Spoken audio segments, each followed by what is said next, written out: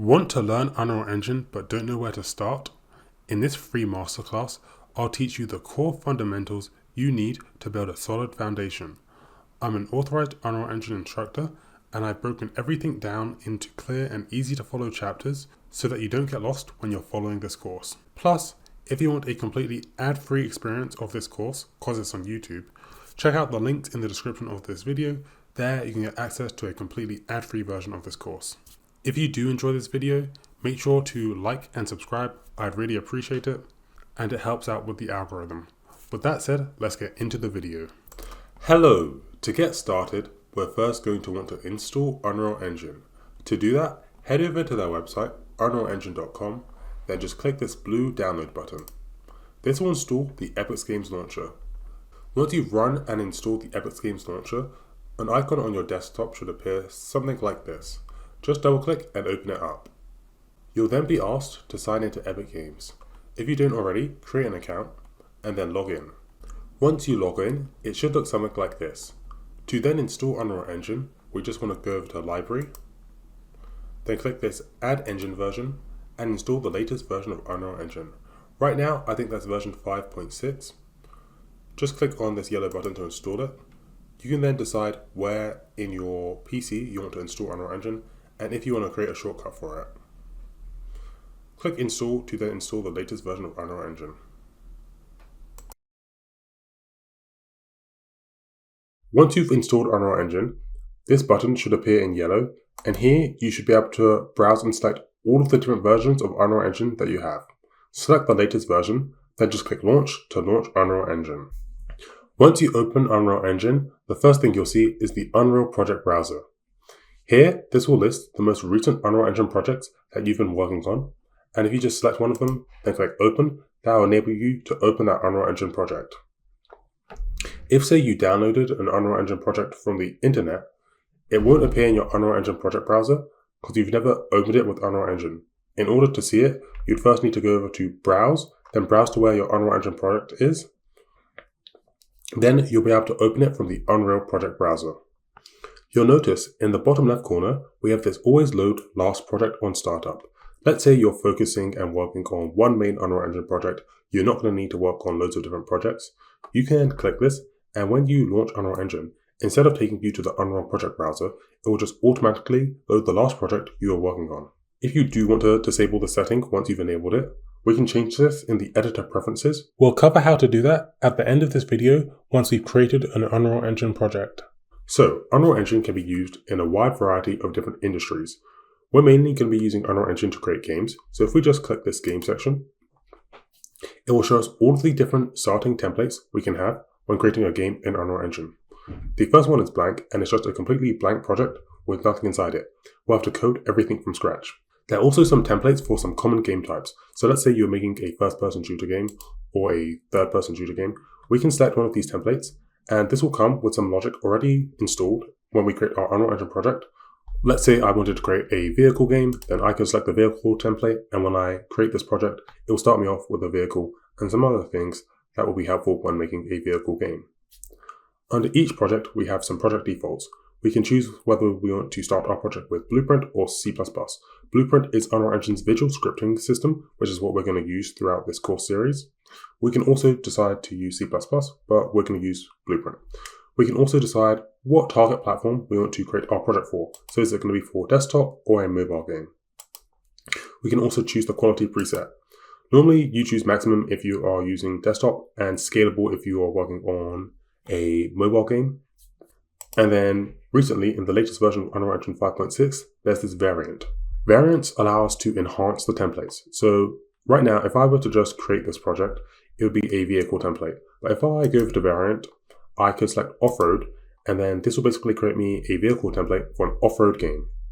Okay, to get started, let's just go to the first person and select Blueprint, Desktop, Quality Preset Maximum, and we'll have no variants. Then choose where you want your Unreal Engine project to be saved, and then just give your project an appropriate name. Then once you've done that, just click Create to create your Unreal Engine project. Once your Unreal Engine project loads, it should look something like this. If you just click the play button, that will allow you to play your Unreal Engine project. We do first need to just click the left mouse button to gain control. then you should be able to move around the camera and use the WASD buttons to move around. We can also just press the F and F button on our keyboard to expand our project so that it goes into full screen mode. And then we can also just press F11 again to stop that. And then if you press the escape button on your keyboard, that will stop the project from running. Okay, so with that, we have installed Unreal Engine and created our first project. And before I end this video, if you remember earlier, I told you when you launch the Unreal Engine project browser, we can check a box, which will basically make it so whenever we launch Unreal Engine, it will open our most recent project. If we want to disable it, if you've checked that box, we just need to go over to File, Open Project, and then just uncheck this if you have it checked. Okay, that's all for this video. Hello, in this video, we're going to go over the level editor. This is the interface used for the design and construction of game levels and environments in Unreal Engine. There are 6 main tabs in the level editor that we need to know about. The first one is the viewport. This allows us to visually see how our level will look like. Next, we have the toolbar along the top here. This provides us access to commonly used tools and operations. So, for example, if I click the save button, this will basically save my Unreal Engine project. I can click this play button, this will basically play my Unreal Engine project.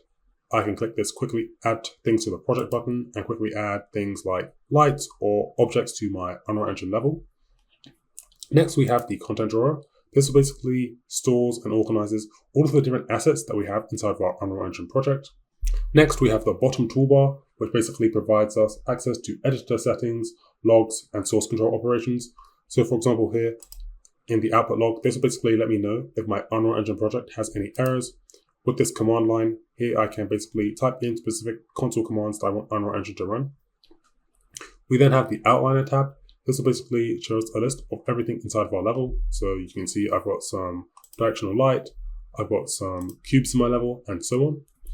And then finally, we have the details panel, which will basically show us specific details about objects in our level. So I've just selected this cylinder, and it'll basically tell me all the information about where this is positioned in my level. I can see the mesh it's made up of, the materials it's made up of, and all of the different details and settings I can configure for this specific object. We can also move around and reposition the panels inside of our editor. So for example, with this outliner tab, I can move it so it's towards the left of my screen, and I can also resize it so I can make it smaller or much bigger. We can also dock them. So if I just right click here and I click dock to sidebar, this will hide my details panel until I just click here and then I can see it. We can do this if you kind of want to like reorganize and just adjust the layout to something you want to. To undo this, I can just right click on this and go undock from sidebar. We can also just hide the top of this if we want more space and you already know what it does. So if I just right click here and I go hide tab, that'll basically hide the details tab. Clicking on this blue little icon here will basically re-show it. And if we want to, we can also completely close tabs. So I can either click this button to close the tab, or I can just right click here and go close, and that will close the tab. And then to re-add one of the tabs, we can just go over to window. And if I want to re-add my details tab, I can just go here and click details 1. That will re-add my details tab. If I want to re-add the outliner tab, I can just go to window, outliner, and just select it. We can also save and load the different ways we design the layout inside of our Unreal Engine projects. So right now I've moved my outliner tab here. If say I want to save the loadout, so for example, let's say I create another Unreal Engine project and I want it to have this particular loadout, what we can do is we can just save our Unreal Engine project, then close it, reopen it again. You'll notice it will save our Unreal Engine layout. And if say I want to save this for other projects, I can just go to window, save layout, go save layout as, just give this a name. So I'm just going to call this example and I'll save it. And then let's say I change this so it's back to the default classic layout. To do that, if I just go over to window, I can go load layout and I can select the default editor layout. This will change it back to the original default layout. But let's say I want to change it to the one that I saved. I can just go over to window, then go over to load layout. And then if I just hover over this At the end of this, I can see it says example.ini because that's what I saved my layout as. I saved it to example. If I just select it, then it'll load the custom layout that I set up earlier. I'm just going to change mine back to the default editor layout though. And if you ever want to remove a layout, you can just go over to Window, remove layout, and then you can just click here to remove the layouts.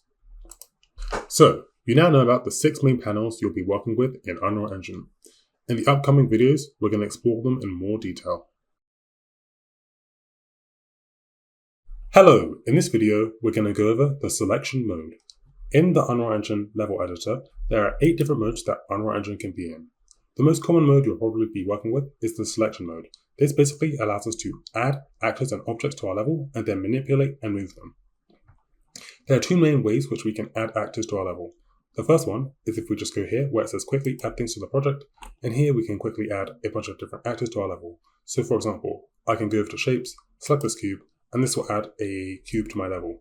I can also just go here, go over to shapes, and then drag and drop it, and then I can position where I want to place this cube. To easily remove an actor, we can just select it, then press the delete button, and that will remove it. We can also add actors directly from our content drawer. So if we go over to the content drawer, this will show us a list of all of the different assets that we have inside of our current Unreal Engine project. I can just go over to my level prototyping folder, and let me just go over to the meshes, and I can simply just drag and drop any mesh from here into my level. With the content drawer, we can also import assets from other software directly into Unreal Engine, and then we can place these into our level. We'll cover importing assets in a different video. To help with placing actors in Unreal Engine, we can also just go here where it says quickly add things to the project and go over to the Place Actors panel. This will bring up a panel which will allow us to add a bunch of different commonly used assets to our project. It has a bunch of different tabs. The first one is this Recent tab. This allows us to quickly add things to our level, which we already recently added to our level. So earlier I selected this cube, so it's in this Recent tab. We have this Basic tab, which will basically allow us to add a bunch of commonly used assets. So normally in Unreal Engine, when working with a level, you'll add things like a player start and a point light, so it's in the Basic category. We have the Lights tab, which basically allows us to add a bunch of different lighting effects to our level. We have the Cinematic tab. In Unreal Engine, we can create cinematics. When working with cinematics, you commonly use some of these tools, so we can quickly add these assets directly to our level. We have the Shapes panel, which basically allows us to add a bunch of different commonly used shapes to our level. I'm going to skip this tab because we're not going to use this at all. This is used for like virtual production in Unreal Engine. We also have this Media plate, which basically allows us to add an asset, which we can basically play videos and media. We have this VFX tab, which basically allows us to add a bunch of different visual effects to our level.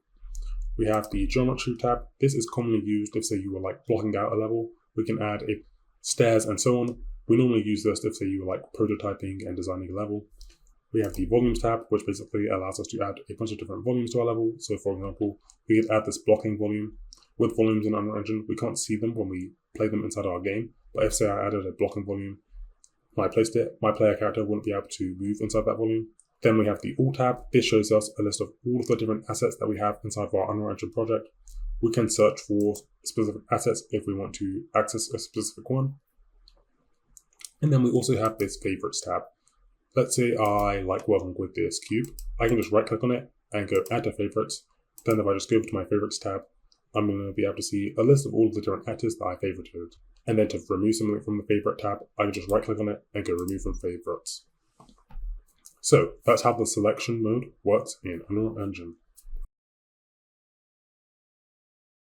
Hello! In this video, we're going to go over the main ways that you can use to navigate around the viewport in Unreal Engine. The first way is by pressing the left mouse button.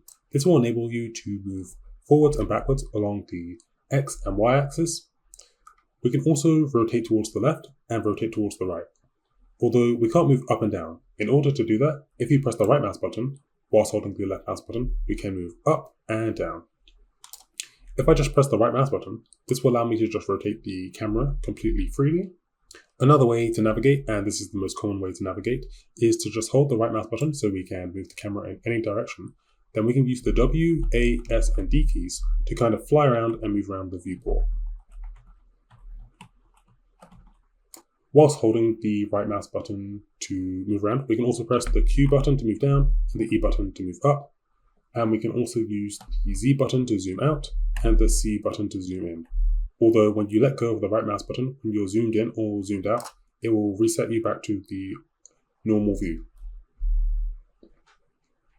We can also adjust how fast we move in the viewport. So if I just go here, right now we can see the camera speed is at 1.4.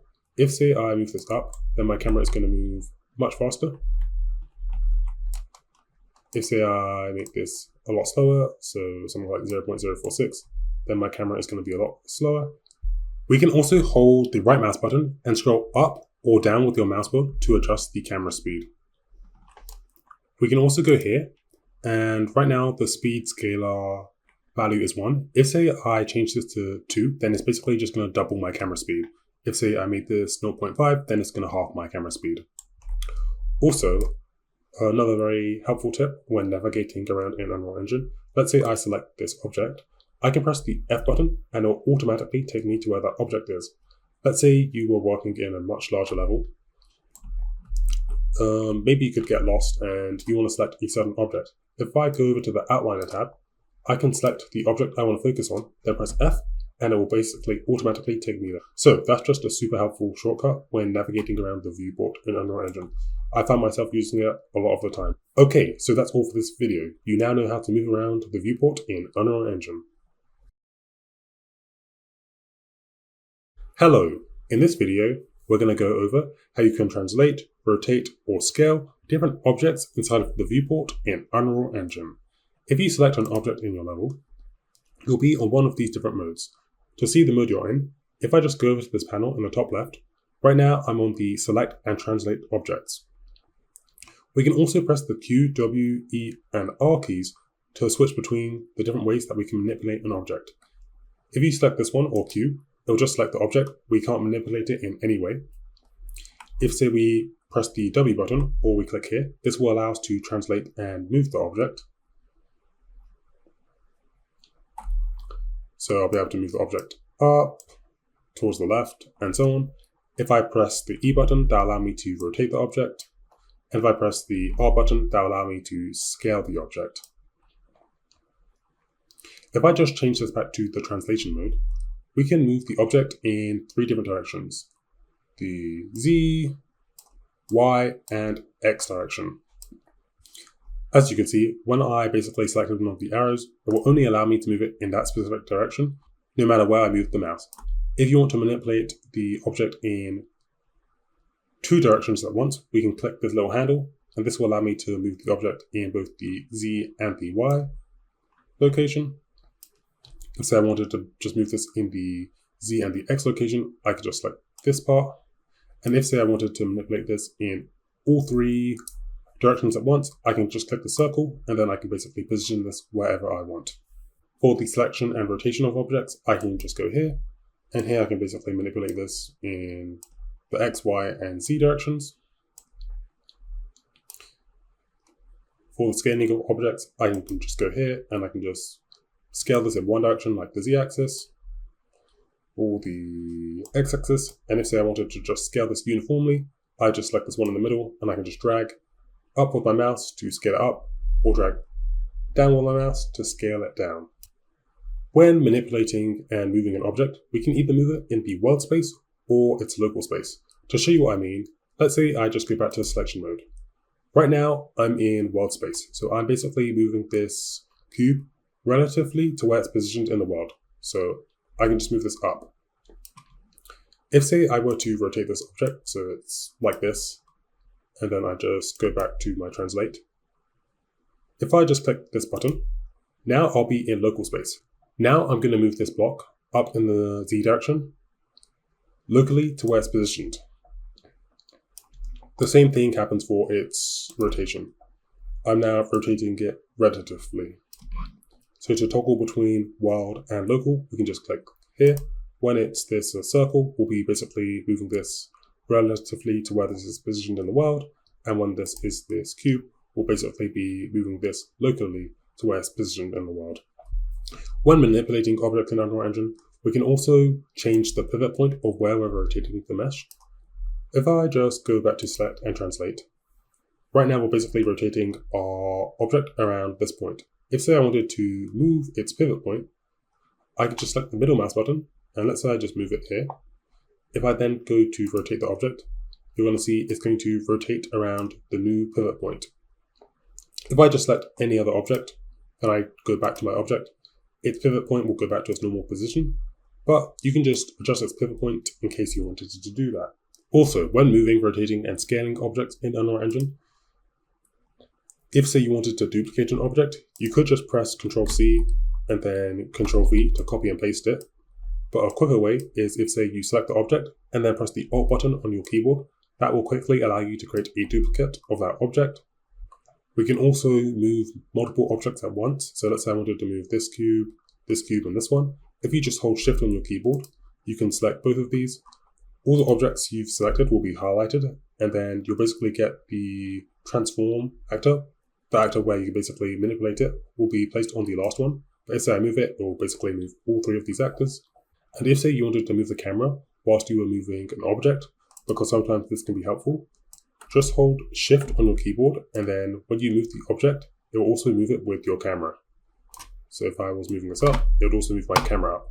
This can be helpful when you're positioning certain actors and you don't want to have to constantly just adjust and move your camera.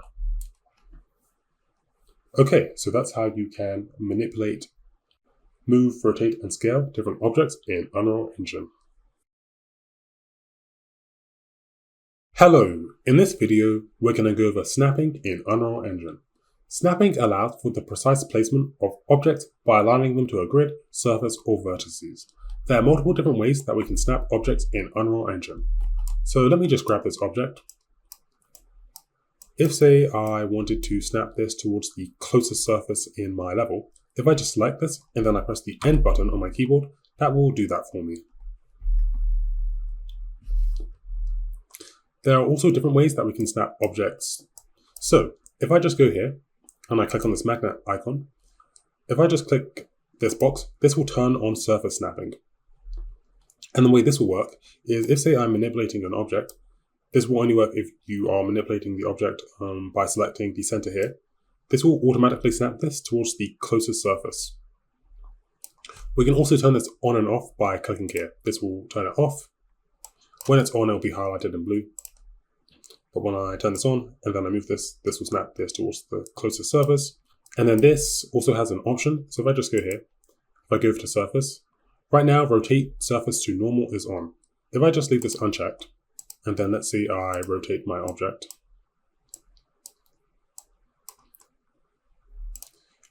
When I then move this, we can see it doesn't automatically rotate my object, so it snaps along the surface. But if I have this turned on, so if I just click rotate to surface normal, when I manipulate this, we can see it'll basically rotate my object so that its normal is along the surface. We can also give this an offset. So if I go here, go over to surface, right now the surface offset is 0. But if say I change this to 30, and then I want to snap my object, if I just zoom in, this will be offset by 30. So you can adjust that if you want to. If I increase it by 340, we can see this is now 340 units above the ground. We can also change the number here. So I'm just going to change this back to 0. And then leave this unchecked to turn off surface snapping. There's also vertex snapping, where we can basically snap two objects together by their vertices. So if I just select this, and I'm just going to press Alt to duplicate this. And if I just move this object and I hold V and I move it, this will basically allow me to snap these two objects together by their vertices. So I can select this one, and if I press V and then I move this down, that will basically allow me to snap together these two objects by their vertices. We also have grid snapping, which is turned on by default. So if I just go over here, right now the grid snapping is set to 10. That basically means every time I move this object, it's going to move by units of 10. If say I were to change this to 100, every time I move this object, it's going to move this in increments of 100. To turn this off, I can just leave this unchecked, and now I can just freely move this. I'll just change this back to 10 though. We also have rotation snapping. So right now, every time I rotate an object, it's going to rotate by 10 degrees. If say I change this to 60 and I go to rotate my object, every time I rotate this object, it's going to rotate in increments of 60. I'll just turn this back to 10, and to turn this off, I can just leave this unchecked, and then I can freely rotate this. And then we have scaling snapping. So if I change this to select and scale objects, right now, every time I scale an object, it's going to scale it in increments of 0.25. I can change this to be higher or lower. So that's how to snap objects in Unreal Engine. Hello, in this video, we're going to go over levels. Levels contain everything a player can see and interact with, like environments, usable objects, and other characters, and so on. To create a new level in Unreal Engine, if we just go over here where it says File, then go to New Level. This will show us the 4 different types of levels we can create. The first one is an open world level. This is normally one big level which has many smaller levels inside of it. So think of a game like Skyrim. It has one massive open world level, and then there are smaller levels within it. An empty open world is basically the same as the open world level, although it doesn't have a landscape and just starts completely empty. We then have the basic level. This is just a smaller, simple level which comes with some basic things like a platform and some lighting effects. And then we have an empty level, which is just a completely empty level with nothing inside of it, and we have to customize everything. Let's say I created the basic level. I can then just go here where it says File, then go Save Current Level, and then it'll ask me where I want to save my level, and I can specify where I want to save and store this different level. We can also open different levels from within our content drawer. So if I just go to the first person folder, I can open up the first person level. Or I can just go File, Open Level, and then I can find the level I want to open. Hello, in this video, I'm going to show you many different ways that we can view a level in Unreal Engine. In Unreal Engine, there are certain view modes in which we can view our level. Right now, we're in the lit view mode, which will basically show us how our level will look with normal lighting. In order to change this, if I just go over here, I can toggle the view mode panel, where I can see all of the different ways that I can view my level. I'm only going to be covering lit, unlit, and wireframe. The other view modes are for more niche cases and beyond the scope of what we're doing right now. So we have the lit view mode, which will basically show us how our level will look with normal lighting. We then have the unlit view mode, which will basically show us how our level will look with no lighting at all. This can be helpful if you're working on a level with a dark area. Also, when you have your level in unlit mode, because Unreal Engine doesn't have to calculate lighting, you'll find that the Unreal Engine editor is probably running faster. We then have the wireframe view mode, which will basically display us the edges and vertices of objects. I'm just going to change this back to lit. So right now we're viewing our level in a perspective view mode. We can also view our level from an orthographic view. So if I just go here and go to orthographic, I can view my level from top, and this will basically show me how my level will look from top down. When you change it to an orthographic view mode, it will basically automatically change your level to a wireframe. And when you're in the orthographic view, we navigate the viewport a bit differently. If you press the right mouse button and drag, this will basically allow you to reposition the camera of the viewport. If we press the left mouse button and hold, this will basically allow us to select objects in our level. So if I just press the left mouse button and hold, I can drag and then select objects. And then if I hold the left mouse button and the right mouse button, I can zoom in or out. And I can view my level from the top, bottom, left, right, front, and back. Let me just change this to perspective. We can also set bookmarks in our level. So let's say you're designing a level and you really like this view of the level. What we can do is just go over here, and then if I go over to bookmarks, I can go over to set bookmark, and then let's say I select bookmark 0. If say I move all the way over here, if I then press 0 on my keyboard, it'll basically take me back to that bookmark. We can also create a bookmark by using the shortcut Control and then any number key from 0 to 9. So if I press Control 6, that'll basically create me a bookmark. And now if I just press 6 on my keyboard, it will take me back to that specific view. We also have this game view. So this right here is my player start. This is going to be where in the level my player starts. If I just press the G button on my keyboard, it's going to show me a view of my level of how it would look when I'm inside the game. So I'm not going to see anything like any of the player starts or collision volumes. To toggle it, we can just go here and just uncheck it, or just press G on your keyboard. We can also take high resolution screenshots inside our level. So let's say you've designed a really nice part of your level. If I go here, I can then just click high resolution screenshot and then go capture. And this will take you a nice high resolution screenshot of your level. I can also go over to this eye icon here, and here I can basically hide certain things in my level. So if say I wanted to hide all of these static meshes in my level, so these are like meshes like this floor, if I just uncheck this, then it's not going to show me any of the static meshes in my level. If I did play my game, the static mesh would still be there. It's just temporarily hiding it in my viewport right now. So I can just go here if I want to hide specific things in my level. I'll just turn this back on. We can also change the quality of how everything at our level looks. If I just go over here and I click this little speed meter icon, I can preview how my level will look on different platforms. I can go over to the viewport scalability. So right now everything is set to epic. If Unreal Engine was a bit laggy on my PC, I could change everything to maybe medium or high or even low. And this will basically change the quality of everything to the setting. I have the material quality level. This will basically allow me to change the quality of how all the materials in my level will look. I have the screen percentage. So the default value I think is set to 86, but I can override this. And the higher this is, the higher quality your level is going to look, but it may be a bit more performance heavy on Unreal Engine. And the lower this is, the worse the level is going to look, but then your Unreal Engine may run a bit faster. I'm just going to leave this unchecked though. And then I can also just click this button and I'll basically reset everything back to its default settings.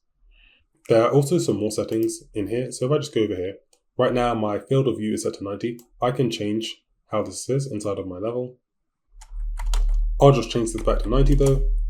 We also have this near view plane and this far view plane. So these two things define the boundaries of what the camera renders.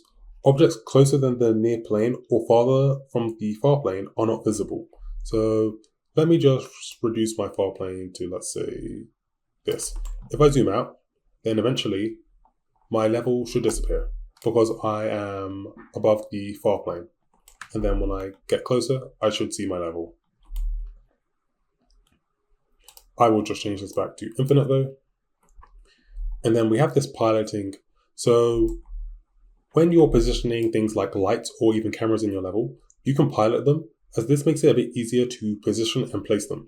So if I just go here where it says quickly add things to the project, I'm going to go over to light and select spotlight. I can then go over here and go over to pilot, and I can just pilot the spotlight, and this will basically give me the view from the spotlight.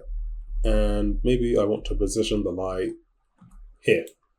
I can then just click this button to eject and stop piloting the spotlight. And as you can see, when I was in pilot mode, I was basically able to position the spotlight. Piloting basically allows us to kind of position certain actors and see the level from their view. This can help with positioning certain actors.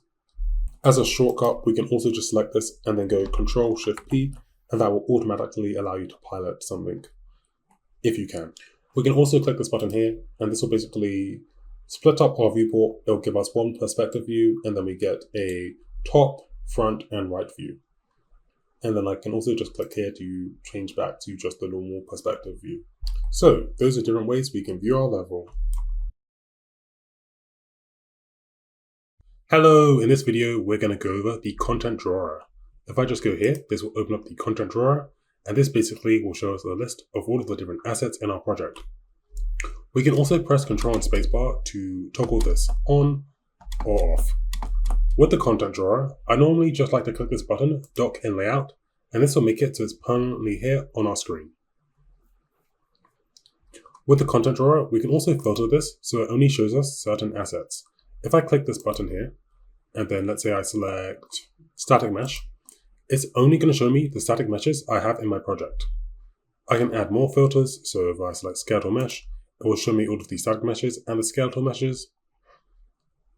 And let's say I want to remove the filters, I can just click reset filters, and that will remove all of the filters. There's also this collections tab. If I just click this button, I can add a local collection. There is the shared collection and this private collection, although it's grayed out. That's for if you're working on an Unreal Engine project and multiple people can access it at the same time. So I'm just going to create a local collection. I can just call this example. And let's say I just go over to my character folder. And I'm just going to drag these assets into the collection. Now if I select my example collection, I have a quick way to access all of these assets. And then to delete this, I can just right click and go delete and remove that collection. Hello, in this video, we're going to go over the content drawer. If I just go here, this will open up the content drawer, and this basically will show us a list of all of the different assets in our project. We can also press Ctrl and Spacebar to toggle this on or off. With the content drawer, I normally just like to click this button, Dock in Layout, and this will make it so it's permanently here on our screen. With the content drawer, we can also filter this so it only shows us certain assets.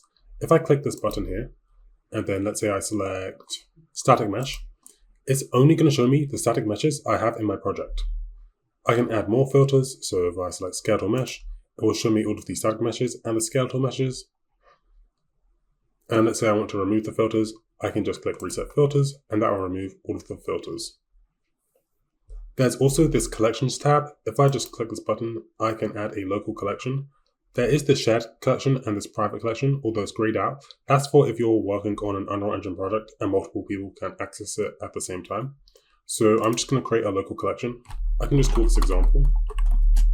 And let's say I just go over to my character folder. And I'm just going to drag these assets into the collection. Now if I select my example collection, I have a quick way to access all of these assets. And then to delete this, I can just right click and go delete and remove that collection. I can also import assets directly into the content drawer. So if I just select my content drawer, let me right click and create a new folder. I'll just call this import. And if I head inside here, I can import assets directly into my content drawer. There are two ways. I can click this import button and I can browse to the asset I want to import. So I have this image of this cat on my desktop. If I just double click, that will import the asset. I'm just going to delete this. I can also just drag and drop assets directly into my content drawer to import them. And I can also add content packs inside of my Unreal Engine project. So if I just click this add button and I go over to feature or content pack, if you remember earlier when we first created this project, there are a bunch of different templates we could pick from. I could add those templates directly into my Unreal Engine project by going here. Also, if I go over to content, there's this thing called the starter content, which is a bunch of helpful assets that you may find helpful when creating a project. We can also add the starter content by going here. I think I'm going to add this to my project for the time being, so you can just go over here and add this.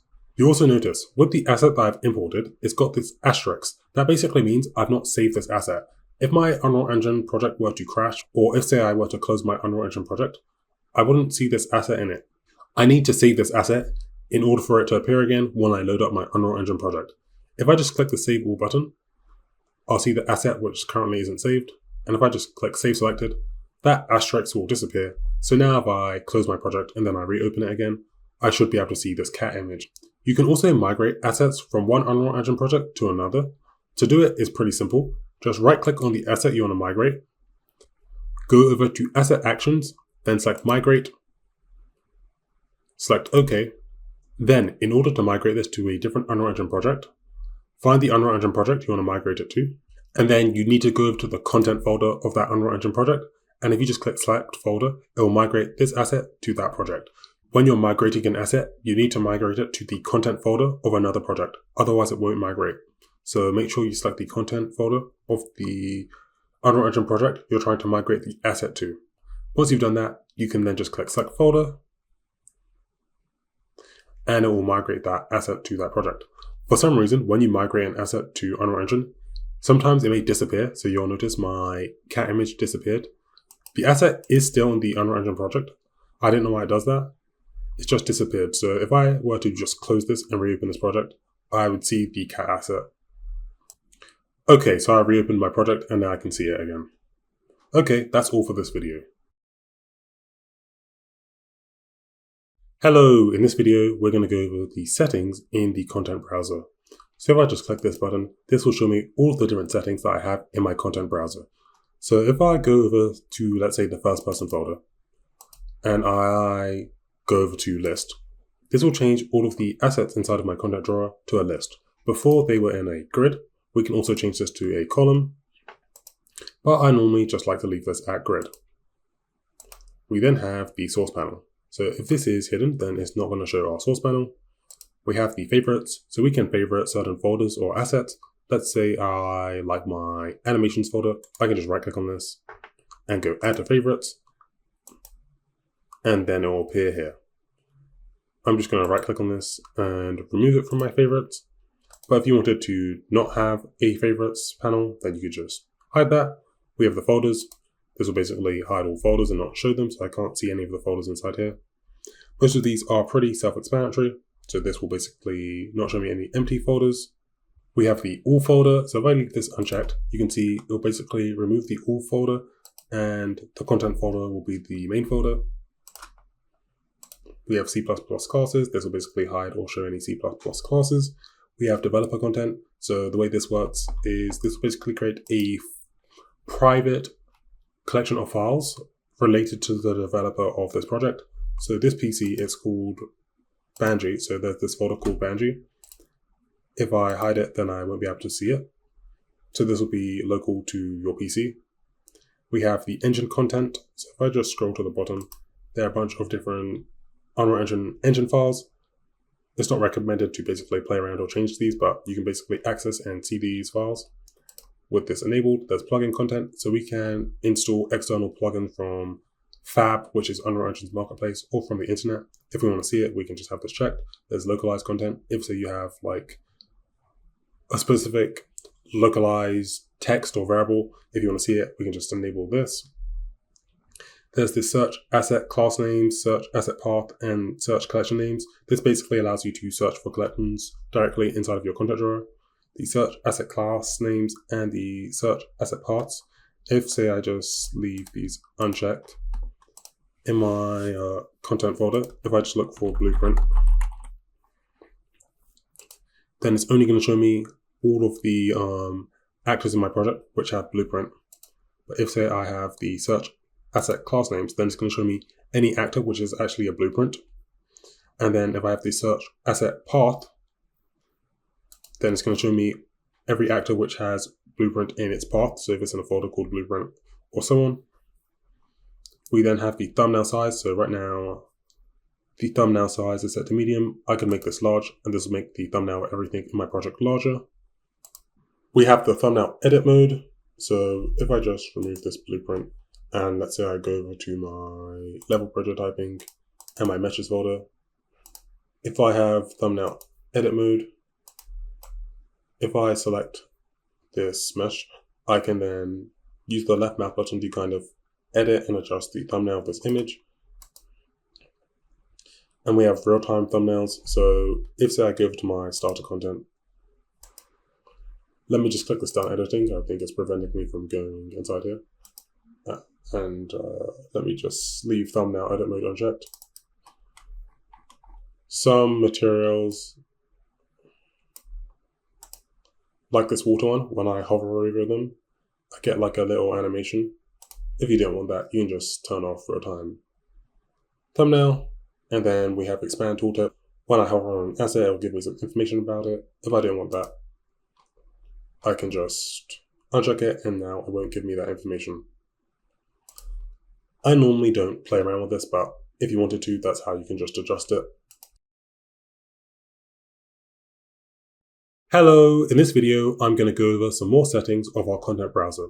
Let's say I selected this asset, and I wanted to go to the folder where this asset was located.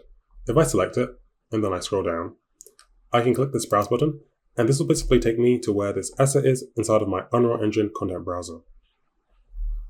Although let's say I was in a particular folder and I didn't really want to move folders, what I could do is I could just click this lock icon, and let me just change folders to this one, for example.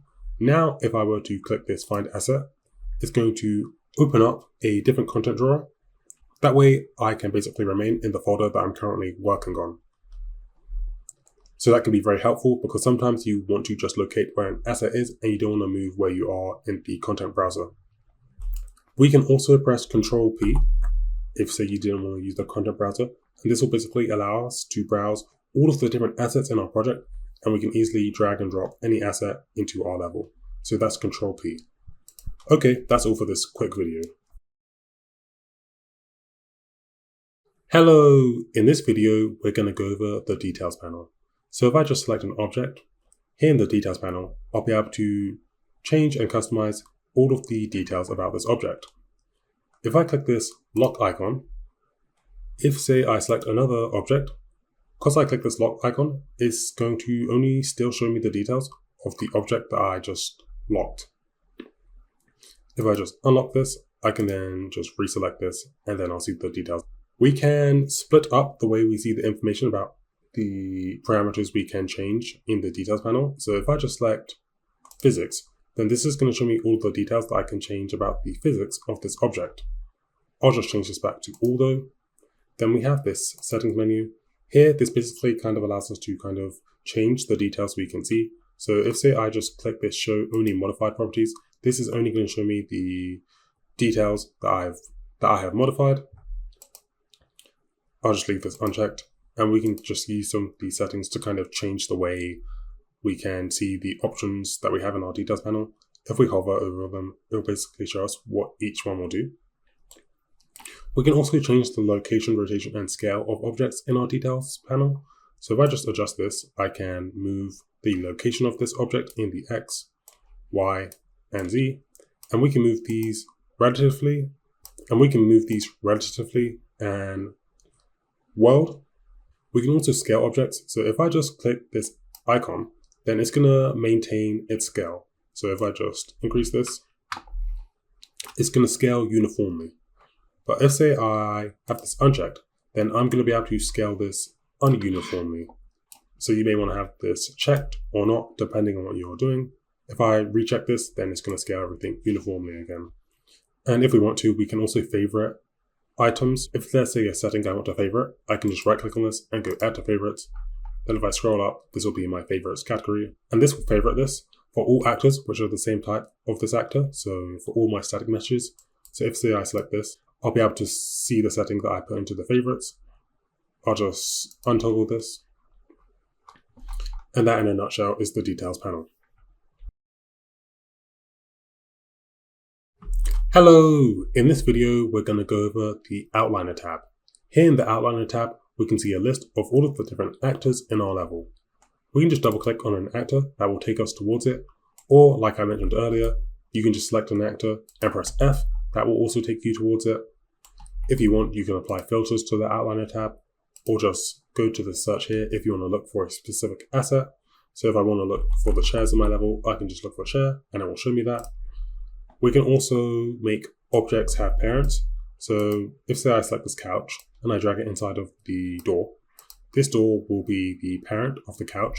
So if, say, I move the door, it's going to move the couch with it.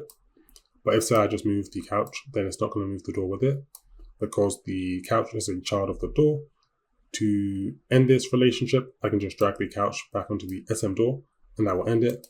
We can also just right click on an object and go attach to, and then we can attach this to a specific actor. So if I attach this to the chair, the door is now a child of the chair. We can also group actors together. So if, say, I just select this couch, I'll make sure the door is no longer a child of the chair. If I hold shift, this will basically allow me to select everything. And if I go Ctrl G, this will basically group all these actors together. And now I can just move them all together. If you hold Shift G, that will ungroup them. And now I can basically move everything individually. We can also select everything and just right click and go group. And this will also group the actor. Once you've grouped an actor, everything will be locked together. But let's say you wanted to just move the position of one of the objects in the group. What we can do is we can temporarily unlock the group. So if I just right click on the group and go unlock. I can then, let's say, select this chair, and then I can freely move this inside of the group. Then let me just select my group again, right click, go group, and I can just go lock, and then it will relock my group. And also inside of the outliner, we can create folders. So if I just select my untitled editor, so this is the name of my level, I can just go create new folder. I can just call this example, and then I can move a bunch of different actors into this folder. So I can, for example, select my group and just move this inside of the folder if I wanted to be organized. We can also hide actors inside of the outliner tab. So if, say, you were designing a level, but let's say this floor was in the way, what I could do is I can just click this eye icon, and this will temporarily hide the floor, so I can't see it. And then if I want to see it again, I can just click this eye icon. Okay, so that's all for this video. Hello! So now that we've learned how to place, rotate, and scale different actors in a level, we're now going to learn about the different types of actors found within Unreal Engine. The first one we're going to go over is the static mesh, and we've already been using this. So if I just go over to my level prototyping folder and over to the meshes, I can just drag in this cube. This is an example of a static mesh. So all of these cylinders and blocks in our level. A static mesh is a mesh which can't deform. It has no moving parts at all. Whereas a skeletal mesh can deform. So an example of a skeletal mesh would be a character. So if I just go to this character folder, and I go over to the mannequins, and I go over to the meshes folder, and I open up this SKM skeletal mesh mannequin. Skeletal meshes normally come with bones, which we can use to deform and move the mesh. So if I just go over here, I can select my character's spine bone, and I can just rotate it. So a skeletal mesh can deform, whereas static meshes can't deform at all. So like I showed you earlier, we can access static meshes if we just go over to the Place Actors panel, and in the shapes, there are a bunch of example static meshes. We can also import static meshes directly into Unreal Engine and use them. That's what you'll more commonly do when you're making a game or something. With static meshes, once you drag them into your level, let's say you wanted to drag in another static mesh, you actually don't need to delete this and then redrag in the other static mesh. We can just go over here, and you can actually change the static mesh directly in the details panel. So let's say I wanted this to be the couch, I could easily just change the static mesh to be the couch. Although if I did do this, it would be a good idea to just rename this. Whilst we're here, we can also press Ctrl-Z to undo anything quickly. So I'm just going to press Ctrl-Z to undo what I did and remake this the cube. I'm just going to close this tab, and I'm now going to go over some of the most common settings that you'll probably adjust when using static meshes. So by default, static meshes don't come with their physics turned on. So if I were to just play my game and I go to this cube, I can't move it at all. But with static meshes, what we can do is we can make them simulate physics. So if I just select this and I just go here to physics and I click simulate physics, if I now play my game, the cube will simulate physics and the player character can interact with it. We can also adjust some of the settings within this. So if, say, I scroll down and I just click this mass, this basically shows me how much this object weighs in kilograms. If, say, I were to make this very high, like 10,000, if I then play my game, my player character is not really going to be able to move it because it's so heavy. So we can easily adjust the weight of any static mesh by just going here and enabling physics and turning on the mass. I'm just going to change this back to 100. We also have linear damping. This basically controls how much the static mesh will basically move along the surface of the floors in our game. Right now it's set to 0.01, so it's not really going to have any effect. It should smoothly basically move across any surface on our floor. If I make this higher, then it's basically going to produce more friction and it's not going to be able to move along the surface of my floor as easily. So if, say, I make this 2 and I play my game, you can see it's not really moving as much because it's basically applying more friction. I'll just change this back to 0.01. There's also this angular damping. This basically affects how much the mesh will rotate. So if you noticed earlier, when I moved this cube, it was rotating quite a lot. If, say, I made this like 2, the cube is not really going to rotate as much as compared if I were to just leave this at a value of 0. So if I make 0, when I hit this, it should rotate a bit more. I'm not sure I really did it that much, so let me just make this like a high value to show you. If this was like 10, then you can see it's not really rotating at all. Okay, whilst our object is simulating physics, we can also basically make it so it's not affected by gravity. So if I just uncheck this, I'll also just click this arrow. This arrow will also reset things back to their default state. I can make it so this cube is no longer affected by gravity. So in Unreal Engine, gravity is automatically calculated for us. So if I jump, so if my character jumps, they'll basically come back down. But I've made it so my cube is not affected by gravity, but I can still interact with it and it will still kind of float. So that's cool. And then the final setting I'll show you that we can play around with static meshes is the constraints. So I'm just going to make it so this cube can be affected by gravity. But what I can do is I can just go to constraints and I can just click lock position in Z, and this will make it so this static mesh can't move anywhere in the Z axis. So if I move this a bit lower, if I play my game, I can bump it into this, but this cube is not going to be able to move in the Z axis. We can also constrain its rotation to make it so it can't rotate. So those are how static meshes work in Unreal Engine, and those are the most common settings that you'll probably play around and mess around with when using static meshes. Also, just one note, when I made it so this cube can simulate physics, you'll notice that the mobility of the static mesh basically changed to movable. In order for a static mesh to basically move, it needs to be in this movable tab, otherwise I won't be able to move it. If I stop simulating physics and then I just change this back to static, if say I were to make this simulate physics, you'll see I'll basically change this to movable, because in order for a mesh to be able to move in Unreal Engine, it needs to be set to movable. We'll cover stationary when we go into lighting. We don't really need this for static meshes. Static meshes will either be static, so they can't move, or movable, meaning we can move them. Hello! In this video, we're going to go over materials. In Unreal Engine, materials are assets which can be applied to mesh or brush actors to define how they look. So if I drag in, let's say, this box, then I go over to my content drawer and I go over to materials. Let me just go over to this gold material. I can just drag and place this onto my brush actor, and this will make the surface of this brush have a gold material.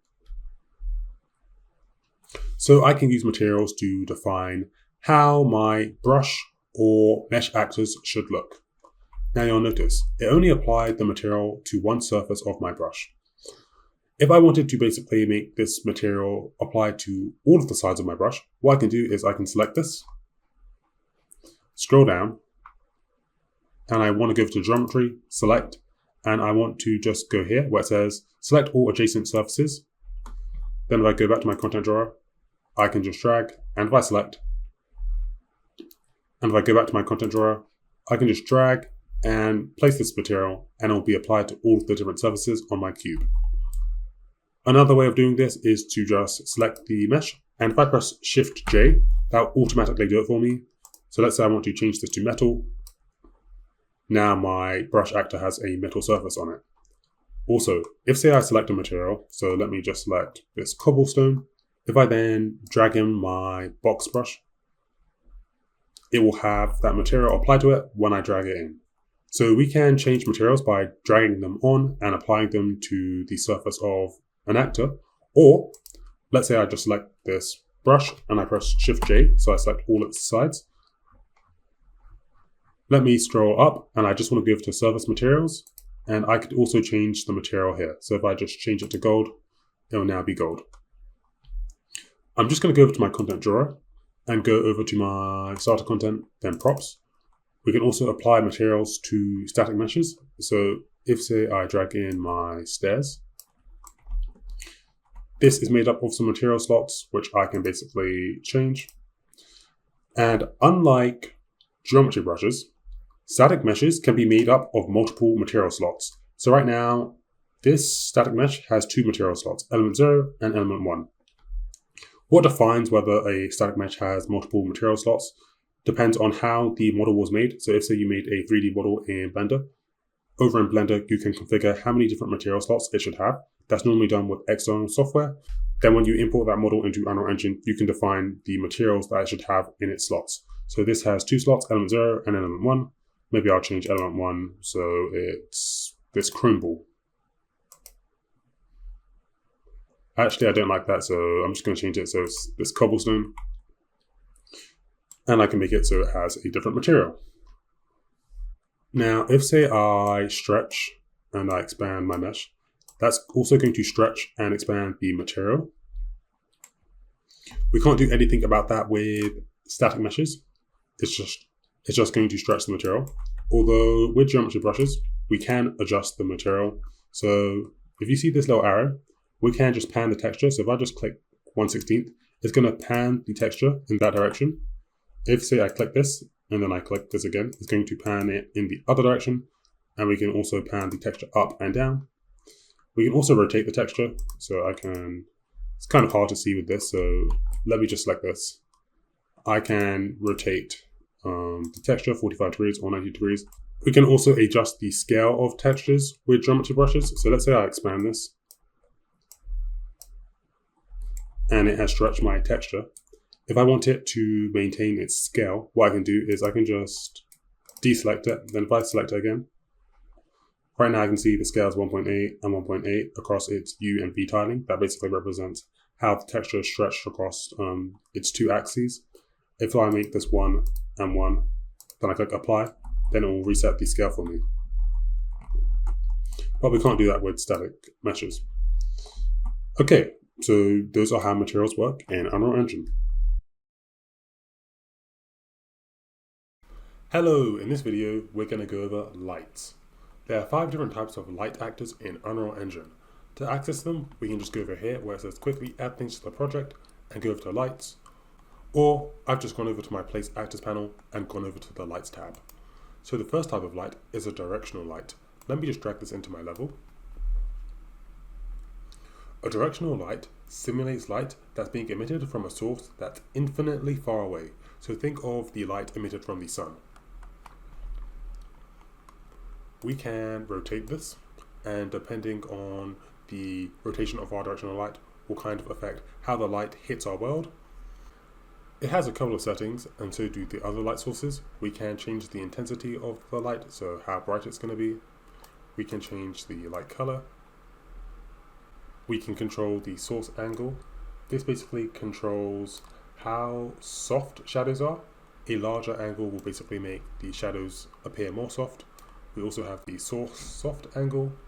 This basically adds like an extra blurring effect to the shadows generated by the directional light. We have this use temperature. This will basically try and simulate how the light should look in real life. And we can adjust it using this setting. We have this effects world. We can make it so the light doesn't affect the world.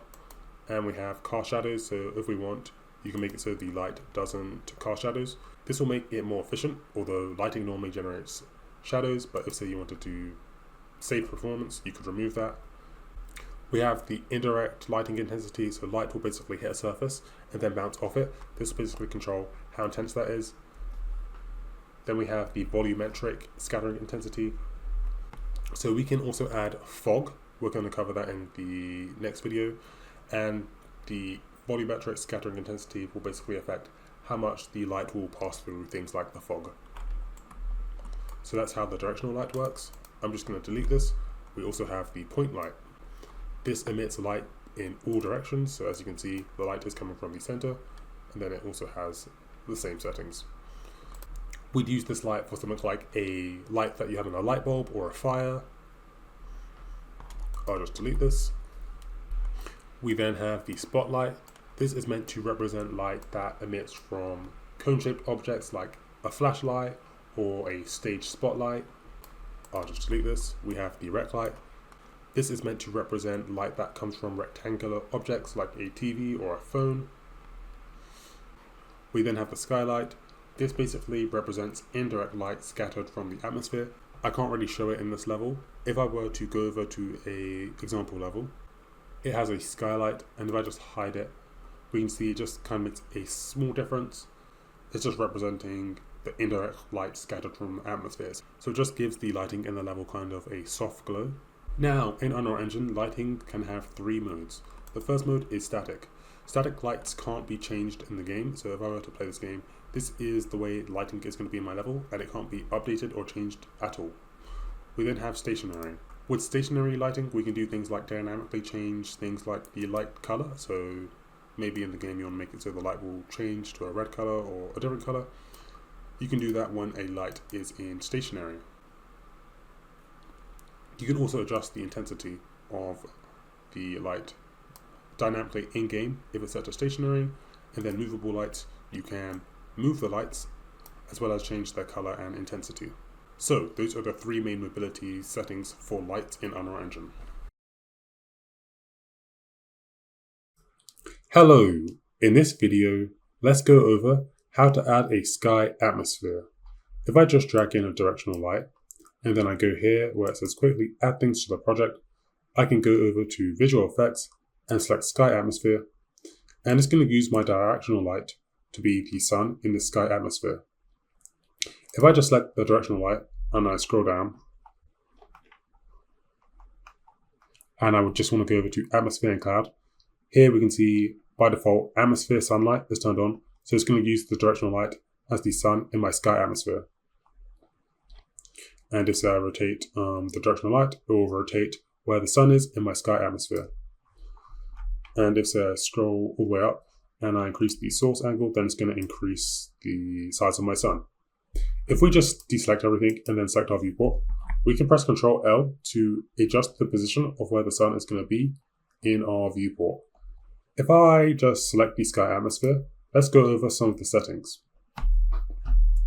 So we have this ground radius. This will affect the curvature of the sky atmosphere. So if I decrease this, we can see the curvature decreases and then increases. We have this ground albedo.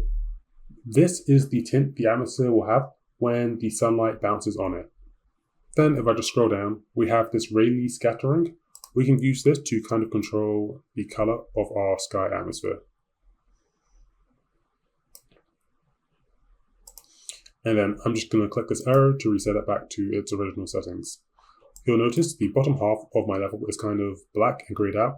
To fix that, we can just go over here where it says quickly add things to the project, go over to visual effects and just select an exponential height fog, and that will fix that for us. And if you want to just reduce the intensity of this fog, we can just decrease it here. Just don't make it 0, otherwise it'll be black again. And then with our sky atmosphere, we can add some clouds to it. So if I just go here, go over to visual effects, I can go over here and add a volumetric cloud, and this will add clouds to my sky sphere. And we can kind of adjust the layer at which the cloud should start. So I can move this up or down, and we can control how tall our cloud should be or thin. We can also just go over here to VFX if you want to add the sky atmosphere, volumetric fog, and exponential height fog. So that's how to set up a sky atmosphere in Unreal Engine. Hello, in this video we're going to go over the player start. This is the actor which basically decides where in the world our player will start.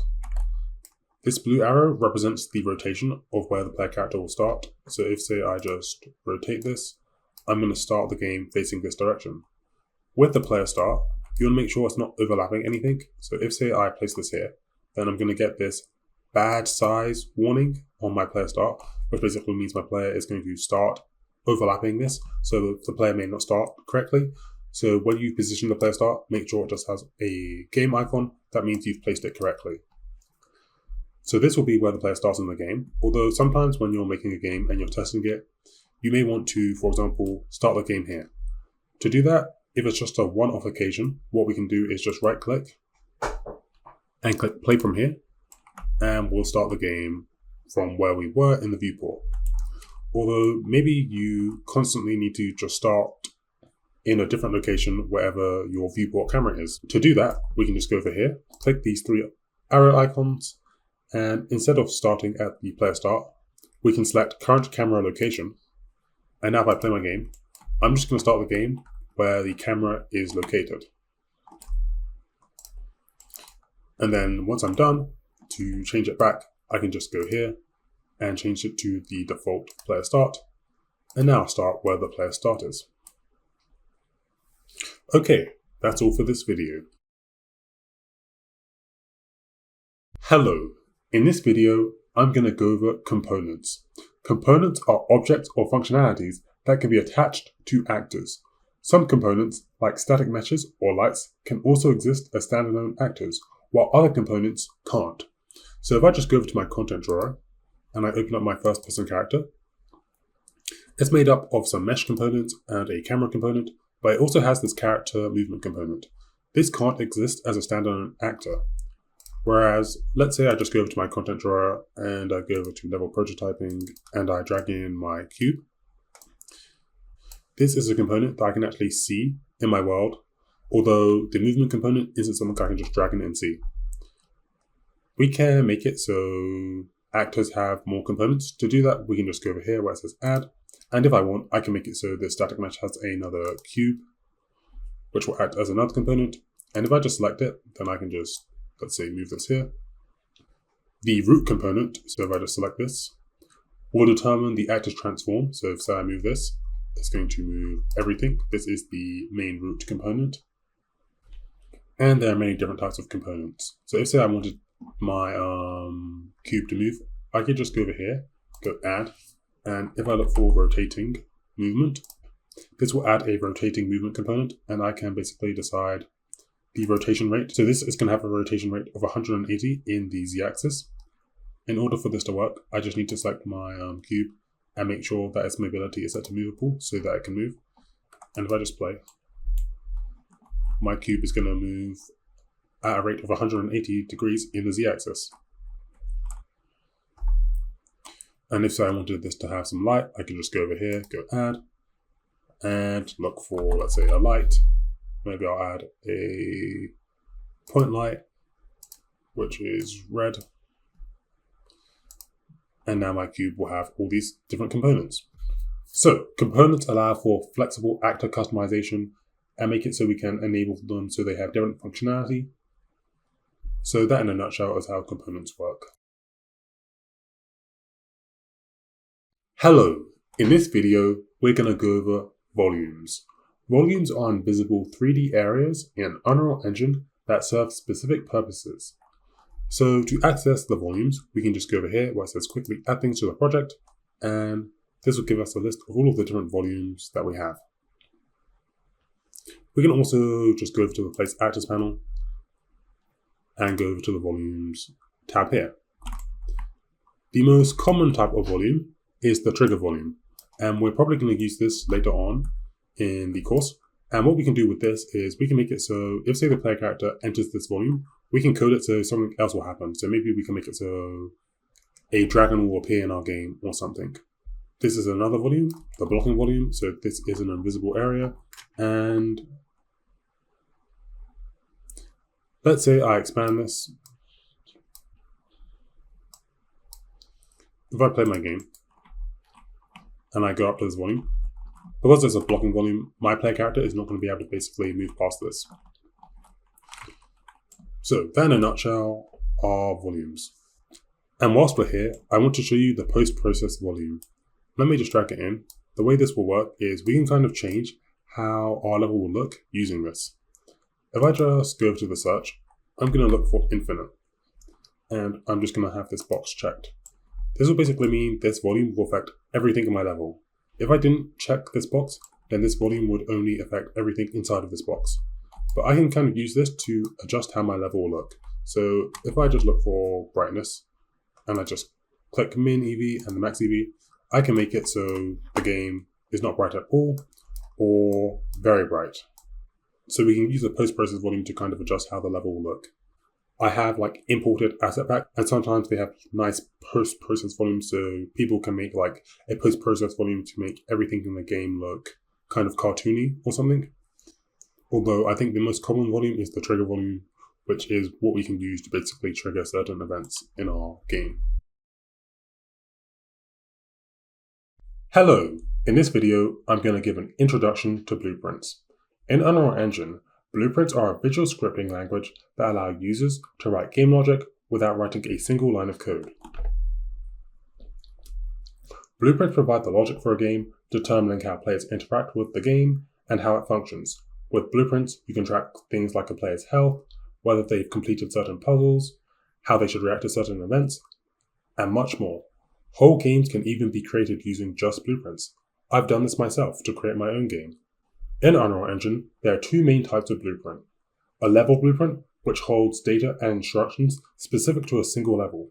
So this level could have blueprints, and this could basically determine how this level should function and how it should behave. To access the level blueprint, we can go here, and go over here, and just click Open Level Blueprint. This will take us to the event graph. Here, in the event graph, we can write the blueprints for how this level should behave. You'll notice there are two grayed out nodes here. The first one is Event Begin Play. The way this will work is it will run as soon as our game starts. Then we have this Event Tick node. The way this will work is it will basically fire a pin every single frame our game is running. So Event Begin Play, if I just drag off here and I look for print string and I compile this, compiling a blueprint will basically turn this into some executable code that our game can run. If I then close this and I play my game, Event Begin Play, we asked it to print string the word hello, so that appears on our screen. If I just go back to my level blueprint, and let's say I connect this to Event Tick, and I'm just going to right click here and break the link to unconnect this. If I compile this, and then I close this, and I play my game, for every single frame that my game is running, it's going to print string this. We can also just press Alt, and that will break the link between nodes of blueprints. The next type of blueprints are blueprint classes. These basically allow us to turn any object into a reusable template with its own custom behaviors and traits. So if I just close this, to create a blueprint class, we can just go over to the content drawer, and I'm just going to right click and create a new folder and call this blueprints. And if I head inside this folder, to create a blueprint, I can just right click and go over to blueprint class. Then I'm just going to select actor, and I'm just going to call this BP_example. I'm just going to open this up. And inside of our blueprint, there are three main tabs. The first tab is this event graph tab. Here we can use this to kind of code the logic for how our blueprint should behave. It's the same as the level blueprints event graph. We then have the viewport. This allows us to visually see how our blueprint will look, and we can customize some of the settings it has. So for example, I can just go over here to components, and let's just add a sphere cube component to my blueprint. And here in the details panel, I can customize how this sphere should look. We then have the construction script. Here we can basically write some logic here in our blueprint to code how our blueprint should behave before our game has even started. So right now, if I just go to my viewport, we can see I have this sphere which is white. If I go over to the construction script, I can just drag in this sphere, and let me just drag off here, and I look for set material, and I can make it have a gold material. And I'm just going to connect this into here and compile this. If I just close this and I drag in my sphere, before my game has even started, it's run in the construction script. If I were to, let's say, break the link here by pressing Alt and I just compile this, then we'll see my sphere will be its normal color. If say I just copy this and I go over to the event graph and I just paste this and I connect this into Event Begin Play, if I compile this and then I close this, when I play my game, as soon as my game starts, it will turn my sphere gold. You also note, in this blueprint, if I go over to the event graph, it also has this node, event actor begin overlap. Here we can basically write some logic of what should happen when something overlaps this actor. So, that's an introduction to blueprints. They are a very powerful and flexible tool, which basically allows us to code almost anything in Unreal Engine. Hello! In this video, we're going to go over variables. Variables are properties that hold a value or reference an object or actor in our game.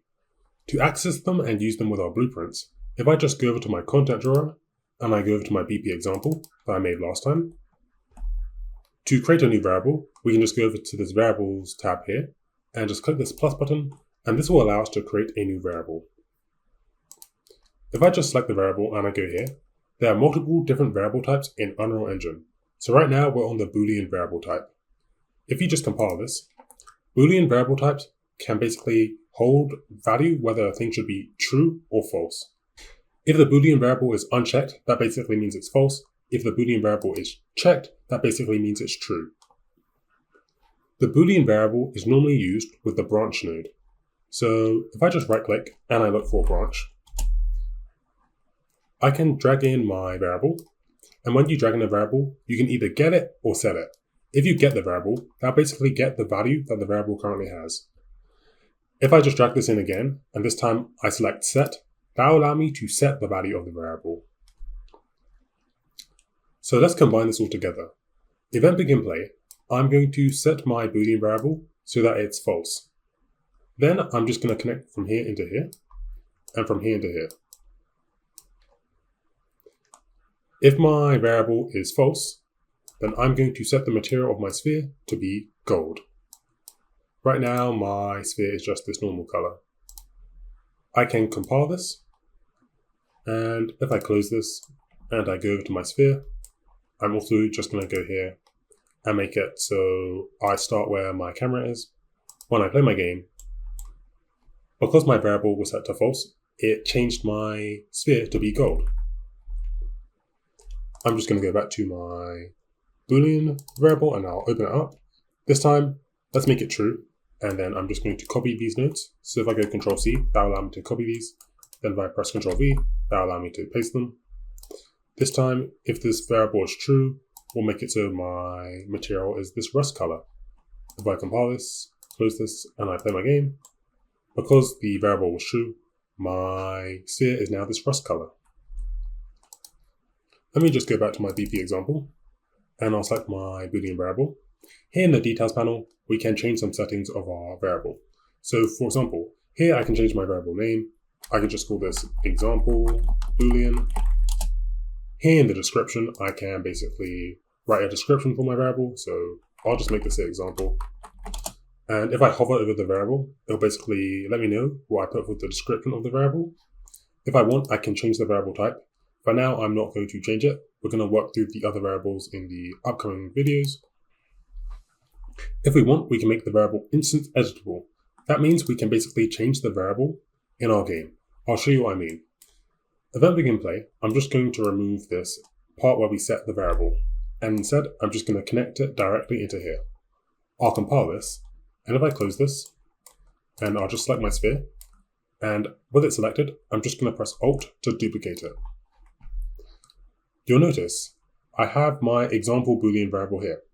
Here, because I basically set the variable to be instance editable, and when you make a variable instance editable, it will have this eye icon to let you know that you've done that.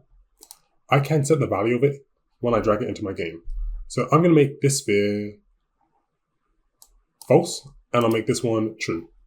So if I play my game, one of my spheres is gold and one of my spheres is rust because we set one of the variables to be true and one of them to be false. I'll just go back to my BP example. We can make a variable blueprint read only. That'll basically mean we can't set the variable at all. So if say I set the variable, if I try and connect it into here and I connect it into here and then I click this blueprint read only, if I compile this, it's not going to allow me to do this because I've set it to blueprint read only, which means I can only get the value from the variable. So that can be helpful if you want to add that. We have this expose on spawn.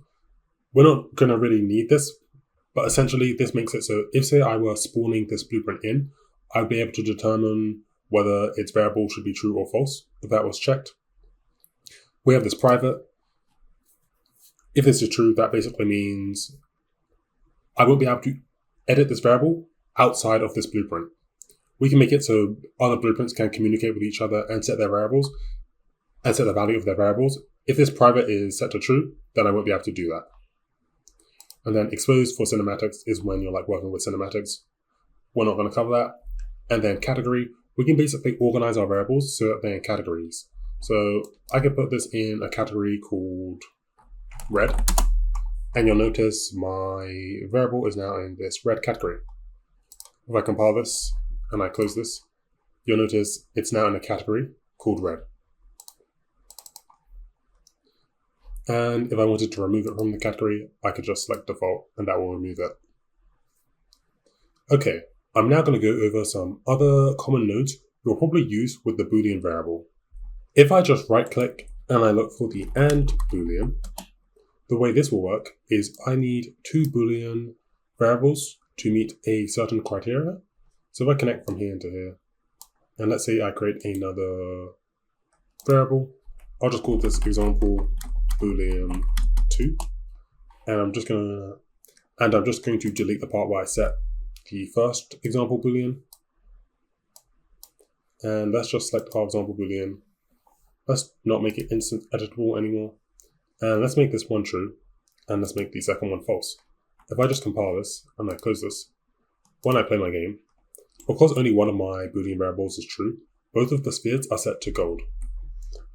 Although if say I make the example Boolean 2 true, and then I compile this, and I play my game, both of my spheres turn to the rust material. There's also this OR Boolean node, so if I just delete this, and I right click, and I look for OR Boolean, if either one of my variables is true, then it will basically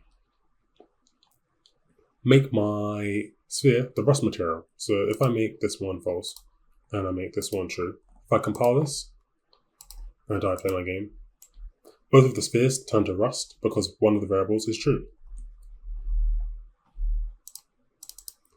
There's also this thing called the NOT Boolean, which will basically inverse the Boolean. So if I just delete both of these, if I drag off here and I look for NOT Boolean, and then I connect from here to here, this will basically invert this Boolean. So right now, this is set to true. Although because I've added this NOT Boolean, this will make the result of this come off the false bin. So my material should turn gold. If I compile this and I close this, if I play my game, both of my spheres are gold. And if say I were to uncheck this, then it's going to do the opposite. So it'll make both of my spheres rust.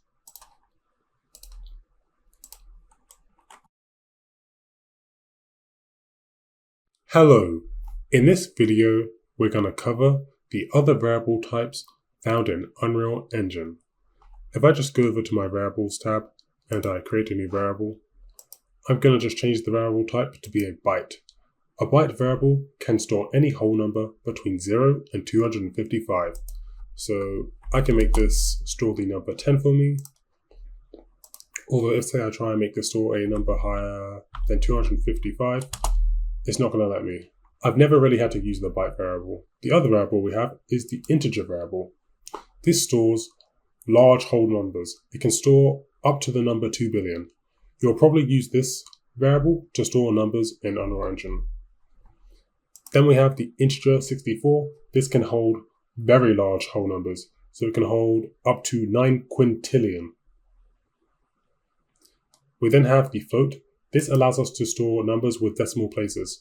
So with the float, I can store the value 3.14. Let me just compile this. So if I just make this 3.14 and I compile this, the float can store that. But let's say I tried to store this in the integer can only store whole numbers. So if I compile this, then it's just going to make this 3.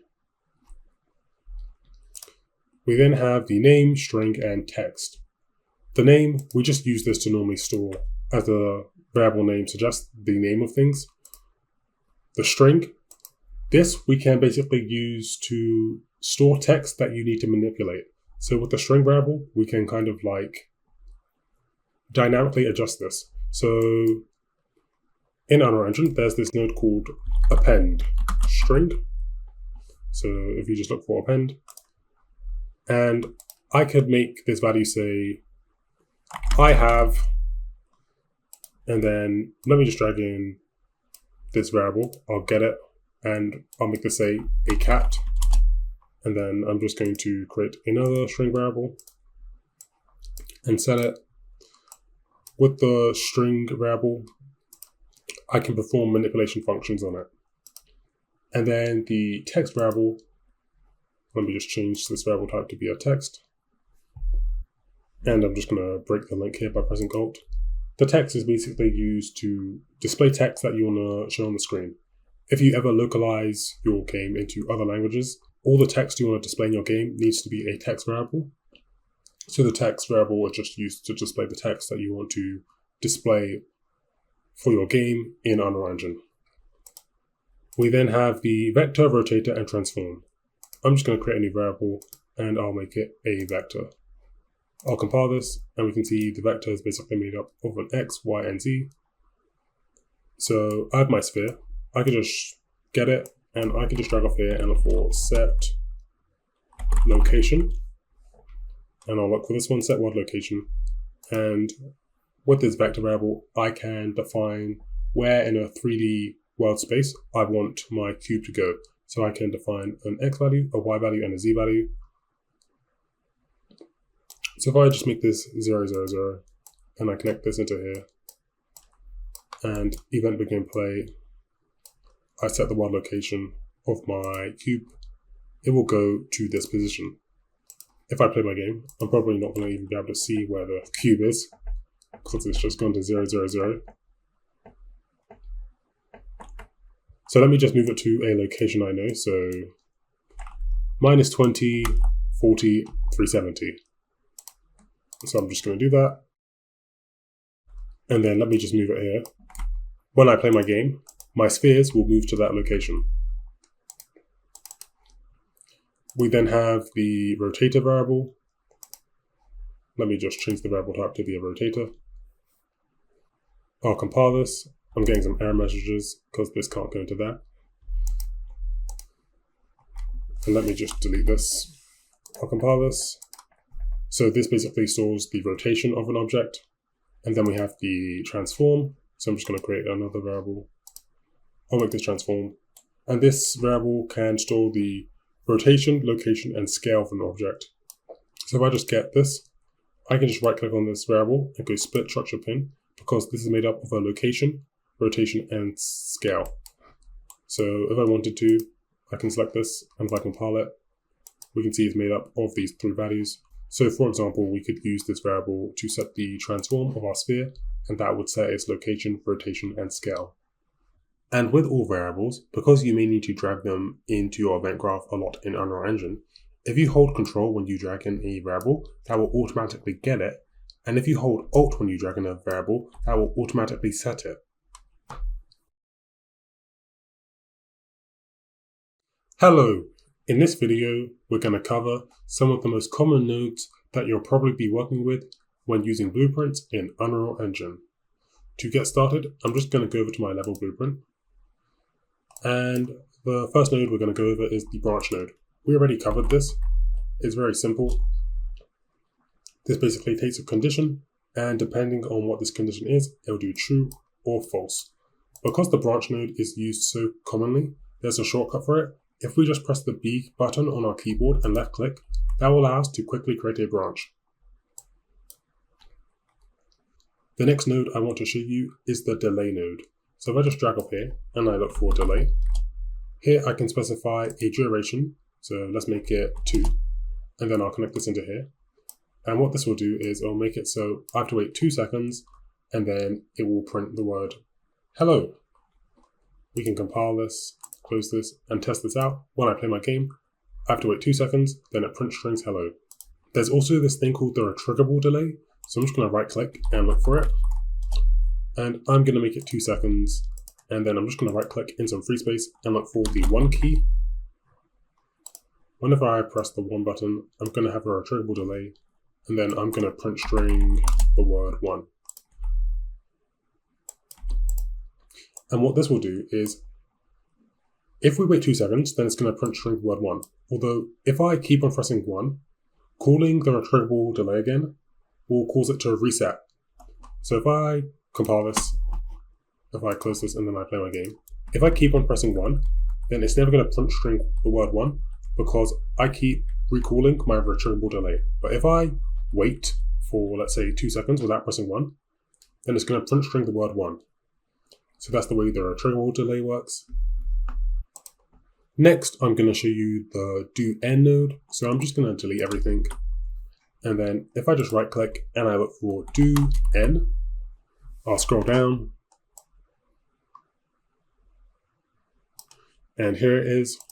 This will basically perform this node n amount of times. So if I make this 5, and then I just connect from 1 into here, and I just drag off here, and I look for print string, and here I'll make this a success. I'm only going to be able to press my 1 button 5 times and have it successfully print string the word success. If I compile this, close this, and then I play my game, I'll press 1, and it should print string 5 times. Every time I press 1, it should be able to print string the word success. Although if I try and press 1, the 6th time or the 7th time, any time after 5, then it's not going to succeed. That's the way the do n node works, and if I want to, I can reset this. So if I just look for the 2 key, I can make it so if I press 2 again, it will reset this. I'm just going to delete these 2. There's also the do once, so if I just drag off here and I look for do once, the way this will work, as the name implies, it's only going to allow me to do this once. And to reset this, I can just plug something into here, and we can configure this so it starts closed, meaning I'll need to reset this. If I just uncheck this, and then I compile this, and I close this, and I play my game, when I press 1, I'm only going to be able to see that print string 1 time, because it's only going to perform this action once. So that can be helpful if you want to just perform an action 1 time. There's also the flip-flop node. To help demonstrate this, I'm just going to add a cube to my level, and we can just select this cube. If I go over to my level blueprint, I can just right click and create a reference to my cube, and then I'm just going to delete this, drag off here, and look for the flip-flop node. The way this will work is when I first press 1, first it's going to perform off A, then it's going to perform off B. So when I press 1, I'm going to first set the material. So if I just look for set material, and just select static mesh component, connect from A into here, and let's make it so this cube will be gold. Then when I press 1 again, let's make it so this cube will be a different color. So I'll just copy everything here. I'm just pressing with my left mouse button, Control C, and then Control V. And let's make it silver. Okay, there is no silver, so let's make it steel. I'll compile this, close this. When I play my game, when I press 1, first this cube is gold, then when I press 1 again, it will become steel. So that's the way the flip-flop node works. Hello! In this video, we're going to go over some more common nodes. If I just go over here and open up my level blueprint, I'm just going to delete everything. And if I just right click, I'm first going to show you the for loop node. So here it is. And the way this will work is, right now, the first index is set to 0 and the last index is set to 0. If I set this to be 1 and 5, and then let's say I connected from here to here, it's going to run this for loop node from whatever my first index is to whatever my last index is. So in this case, it would run this 5 times because my first index is starting at 1 and my last index is at 5. If I make this 6 and 10, then it would still run this 5 times. It's going to start at whatever index this is and end at whatever index this is.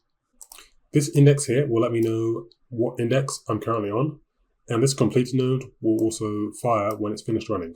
So let's see this in action. I'm going to make this 1 and I'll make this 5, and let's just have a print string, and we'll make it print string whatever index it's currently on. And then when it's finished running, we'll make this print string the word completed. If I compile this, close this, and I now play my game. When I press 1, we can see it print strings 1, 2, 3, 4, 5, and then completed. I'm just going to delete this. We also have the for loop with break. The way this will work is exactly the same, although this time we can make the for loop have a break, and whenever we call this break, it'll basically stop our for loop node from running. So if, say, this is at 1 and this is at 5, and at the third index I made the stop running, then it's not going to run this for the last 2. We then have the gate.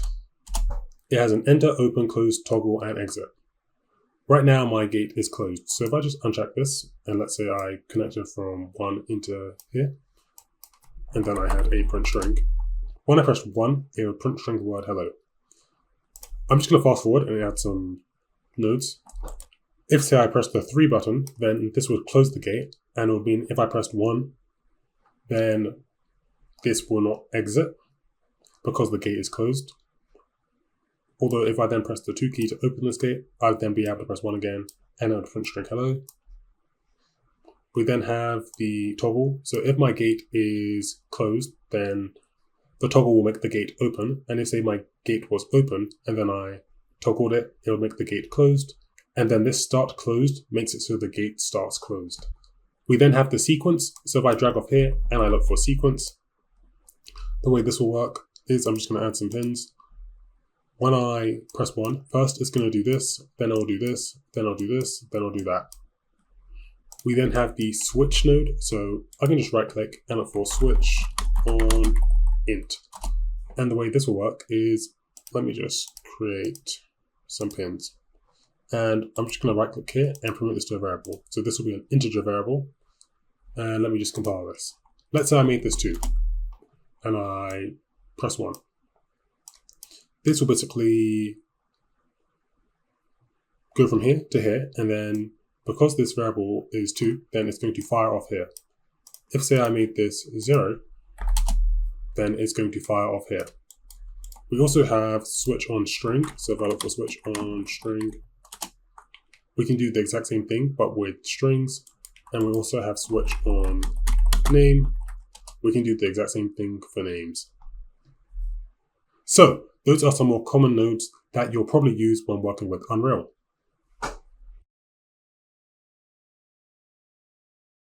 Hello, in this video, we're going to go over custom events. If I just go over to my level blueprint, in some free space, I'm just going to right click and look for add custom event. And I'm just going to call this my example custom event. So similar to my event begin play node, it will just have one pin, which I can call. When I call my example custom event, I'm just going to make this print string the word example. And because I made this a custom event, I can call this elsewhere in my event graph. So I can just right click and look for event begin play, and event begin play, I can call my example custom event. And this will basically run this code here. If I double click on this, it will take me to where this is. With custom events, they can also have inputs. So I can just create an input and you'll see it appear here. And I can basically make this have a branch, connect from here to here.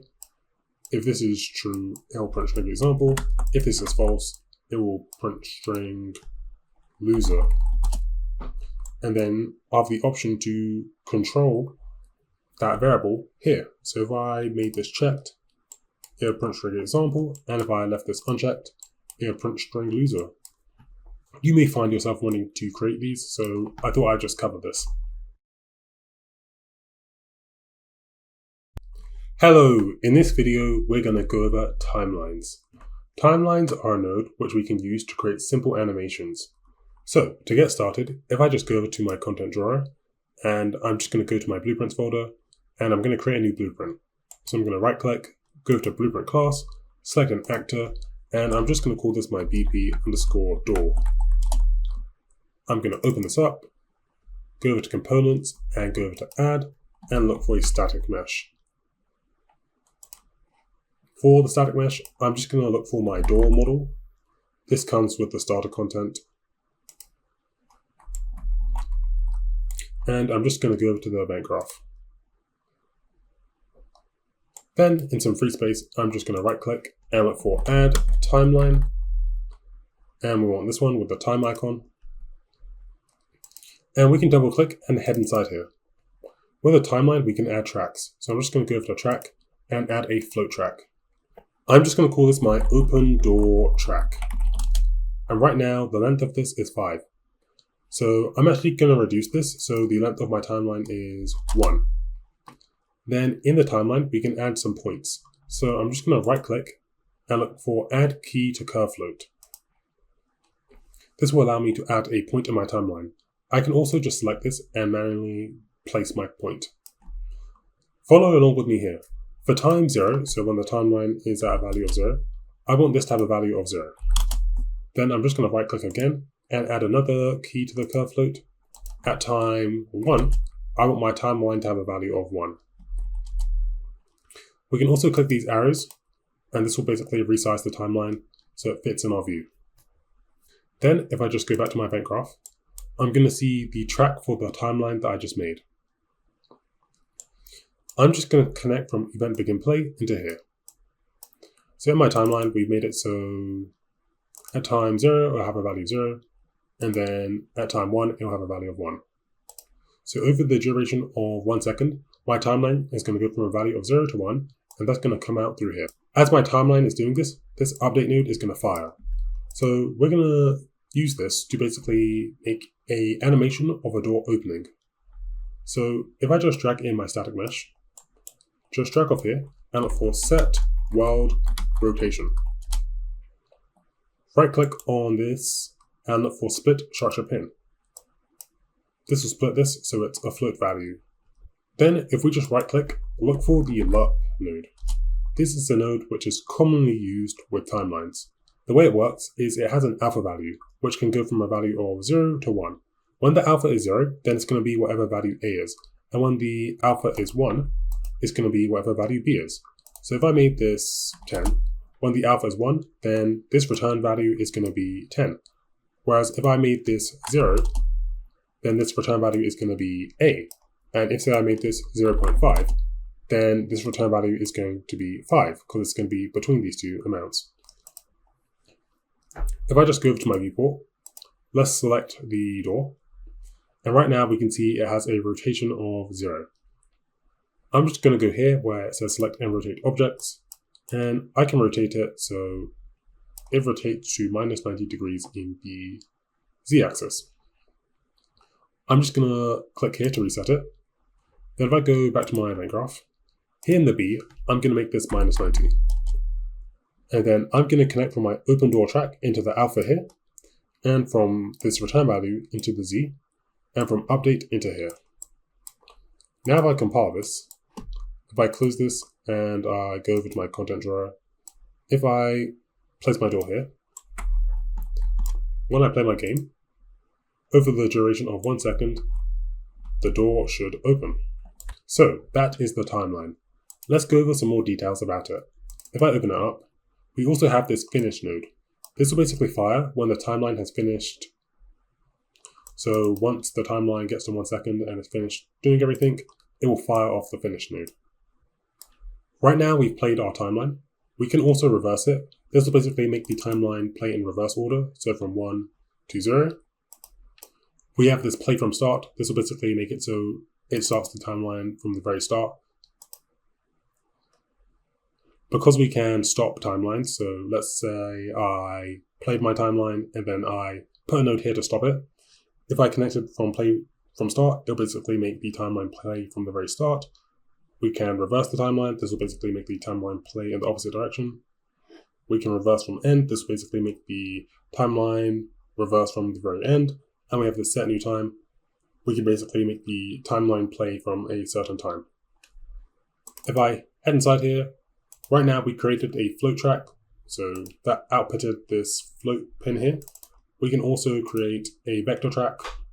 This gives us a value in the X, Y, and Z. We can create an event track, so we can make it so the timeline can trigger certain events when something happens. We can add a color track. This will make it so we can change the color of something over the duration of a time. We have some settings up here. Right now we have this use last keyframe. Right now it's unchecked. When it's unchecked, the timeline will skip the final frame on the last tick.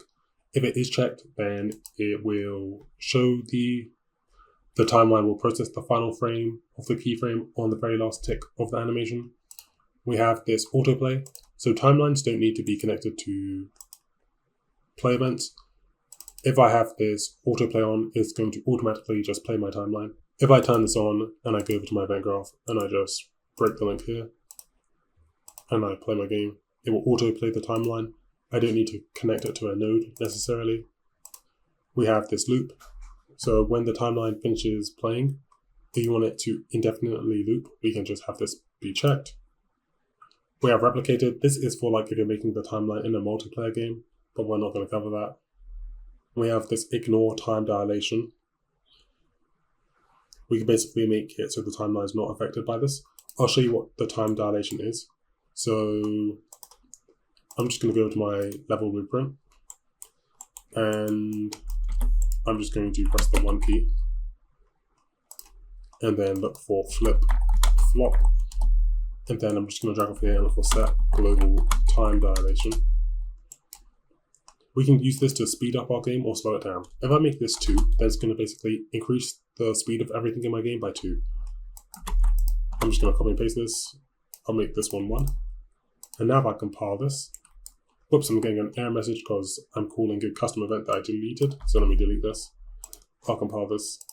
And if I play my game, when I press 1, everything's happening twice as fast because I set my global time dilation to 2. We could also make this 0.5 and that would slow everything down. But we can make it so the timeline is not affected by this. So, those are timelines.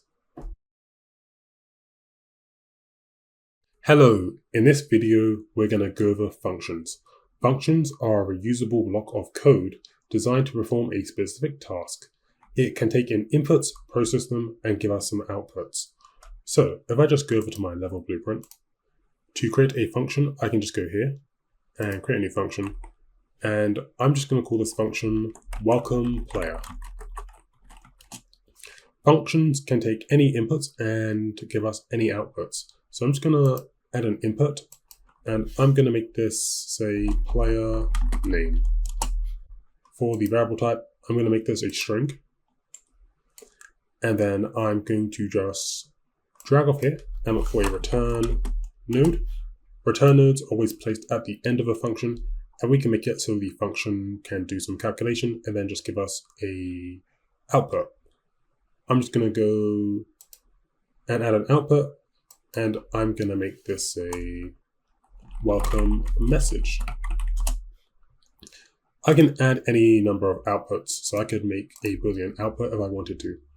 I'm just going to remove this, and then I'm just going to right click and look for append.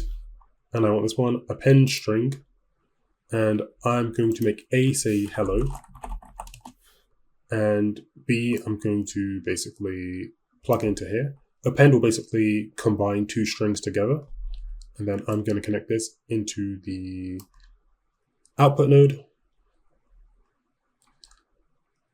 And then if I just go over to my event graph, event begin play, I can call my welcome player. And here I can specify the name of the player. So I could use my name, I'll put Joshua. And then if I just drag off here and I look for print string and then connect this into here, I'll then compile this, save this. And now if I play my game, it will say, hello, Joshua.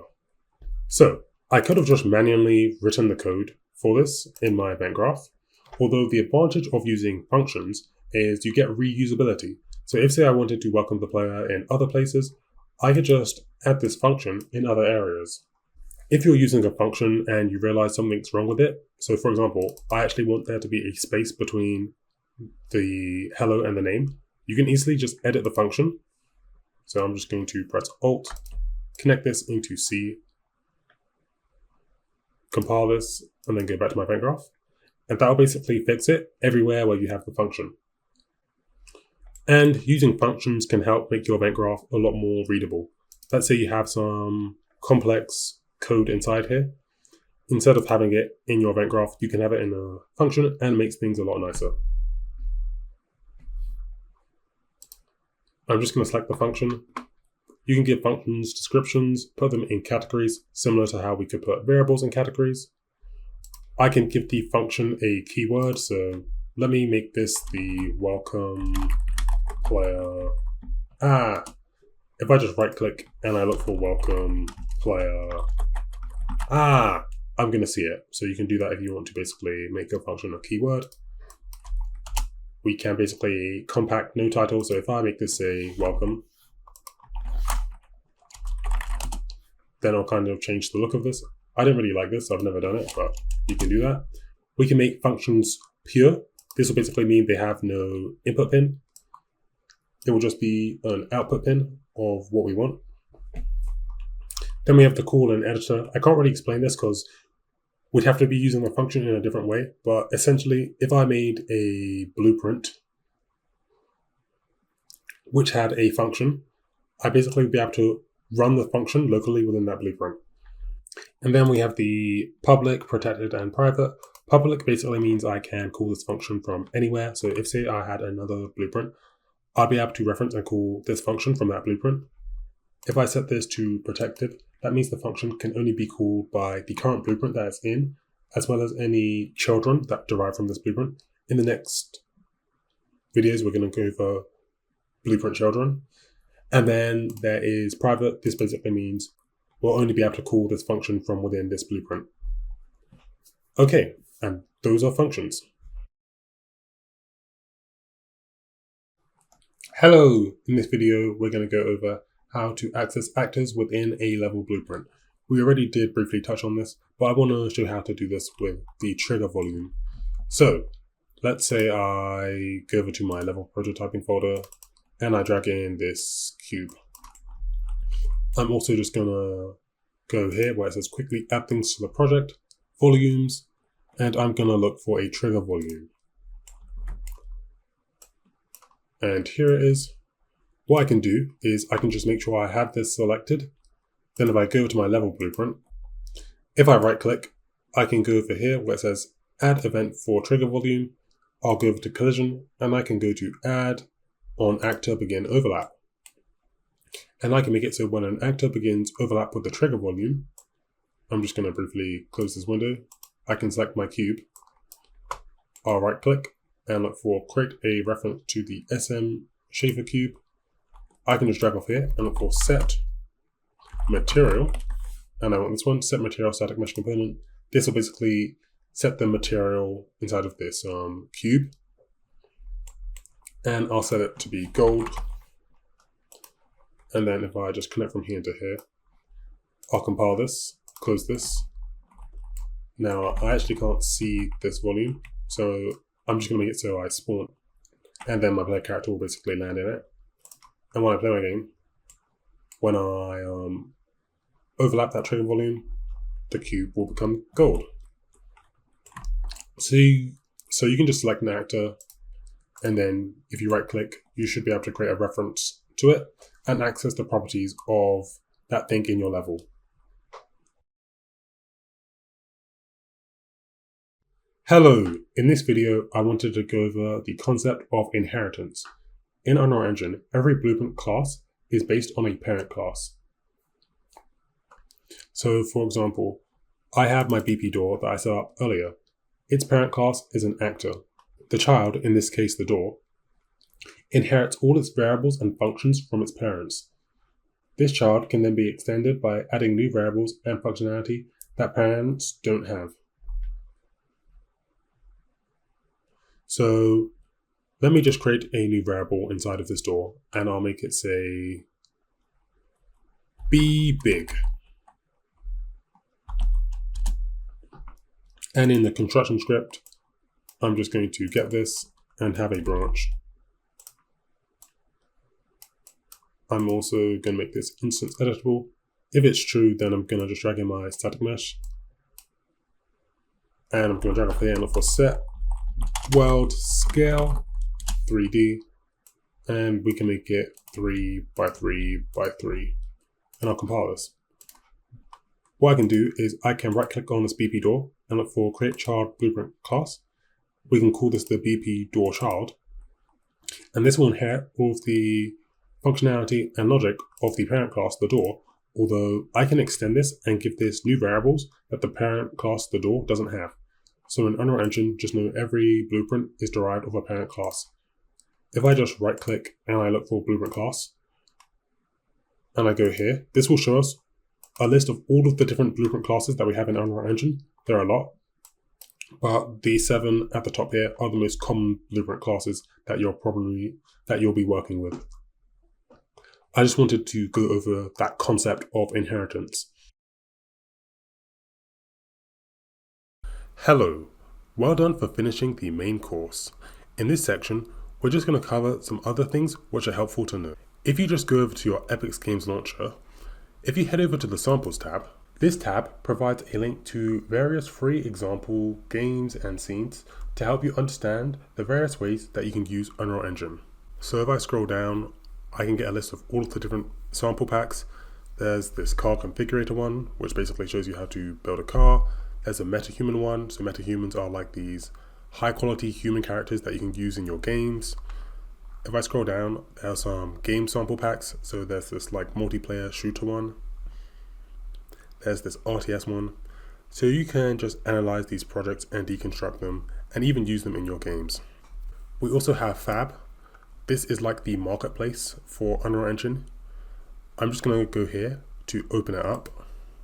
And this is a marketplace where I can basically add a bunch of different assets to my Unreal Engine project. And one thing to note with Fab is every 2 weeks, they give away limited time free assets for everyone. So right now, because it's August, I can claim this werewolf character, this warehouse environment, although it's only going to be free until this date. It updates like every 2 weeks. So I just normally claim these assets because you never know when you may want to use these assets. And if you're ever looking for an asset or something, you can just head over to Fab. If you do decide to buy an asset from Fab, there are 2 ways that you can import it into your Unreal Engine projects. The first way is if you just go over to Library, scroll all the way down until you get to this Fab Library section. Here you'll basically find a bunch of all of the different Fab assets. And depending on the asset type, you can either create a project or add the asset to your existing project. You can just click this button and this will basically allow me to add it to an existing project, or just create an entirely new project based off this asset. There's also the Fab plugin, which basically allows you to import assets from Fab directly into your Unreal Engine project. To enable it, just head over to the Fab library, then in the search, look for Fab. Then you just want to go over to the Fab UE plugin and click Install to Engine. I think this only works from Unreal Engine version 5.3 and upwards. Just make sure to install it to your Unreal Engine project. And then if you open up your Unreal Engine project, just go over to Edit, then Plugins, then in the search, make sure you have the Fab plugin enabled. Then if you just go over to Window and go over to Fab, you'll need to log in, but then you'll be able to import assets directly from here into your Unreal Engine project. So in the search, if I look for axe, and let's say I wanted this axe, I could just click Add to Project, and it's going to import this axe directly from Fab into my Unreal Engine project. So if I just go to my content drawer, there's this Fab folder, then Fire Axe. Then if I just go to the Static Mesh folder, I have this axe model that I imported directly from Fab. That's all for this video. Thank you for watching. If you're wondering what you should do next to continue your Unreal Engine journey, I highly recommend you follow my Unreal Engine learning roadmap. It's currently in development. You can check it out on my site, unrealuniversity.com. I created this roadmap to help people go from absolute beginner to confidently knowing how to make your own games in Unreal Engine. It is still in development, but it's the next thing that I'm working on. If you enjoyed this video, make sure to like and subscribe to the channel. This will help this video reach more people. Thanks for watching, and I'll see you guys in the next one. Bye.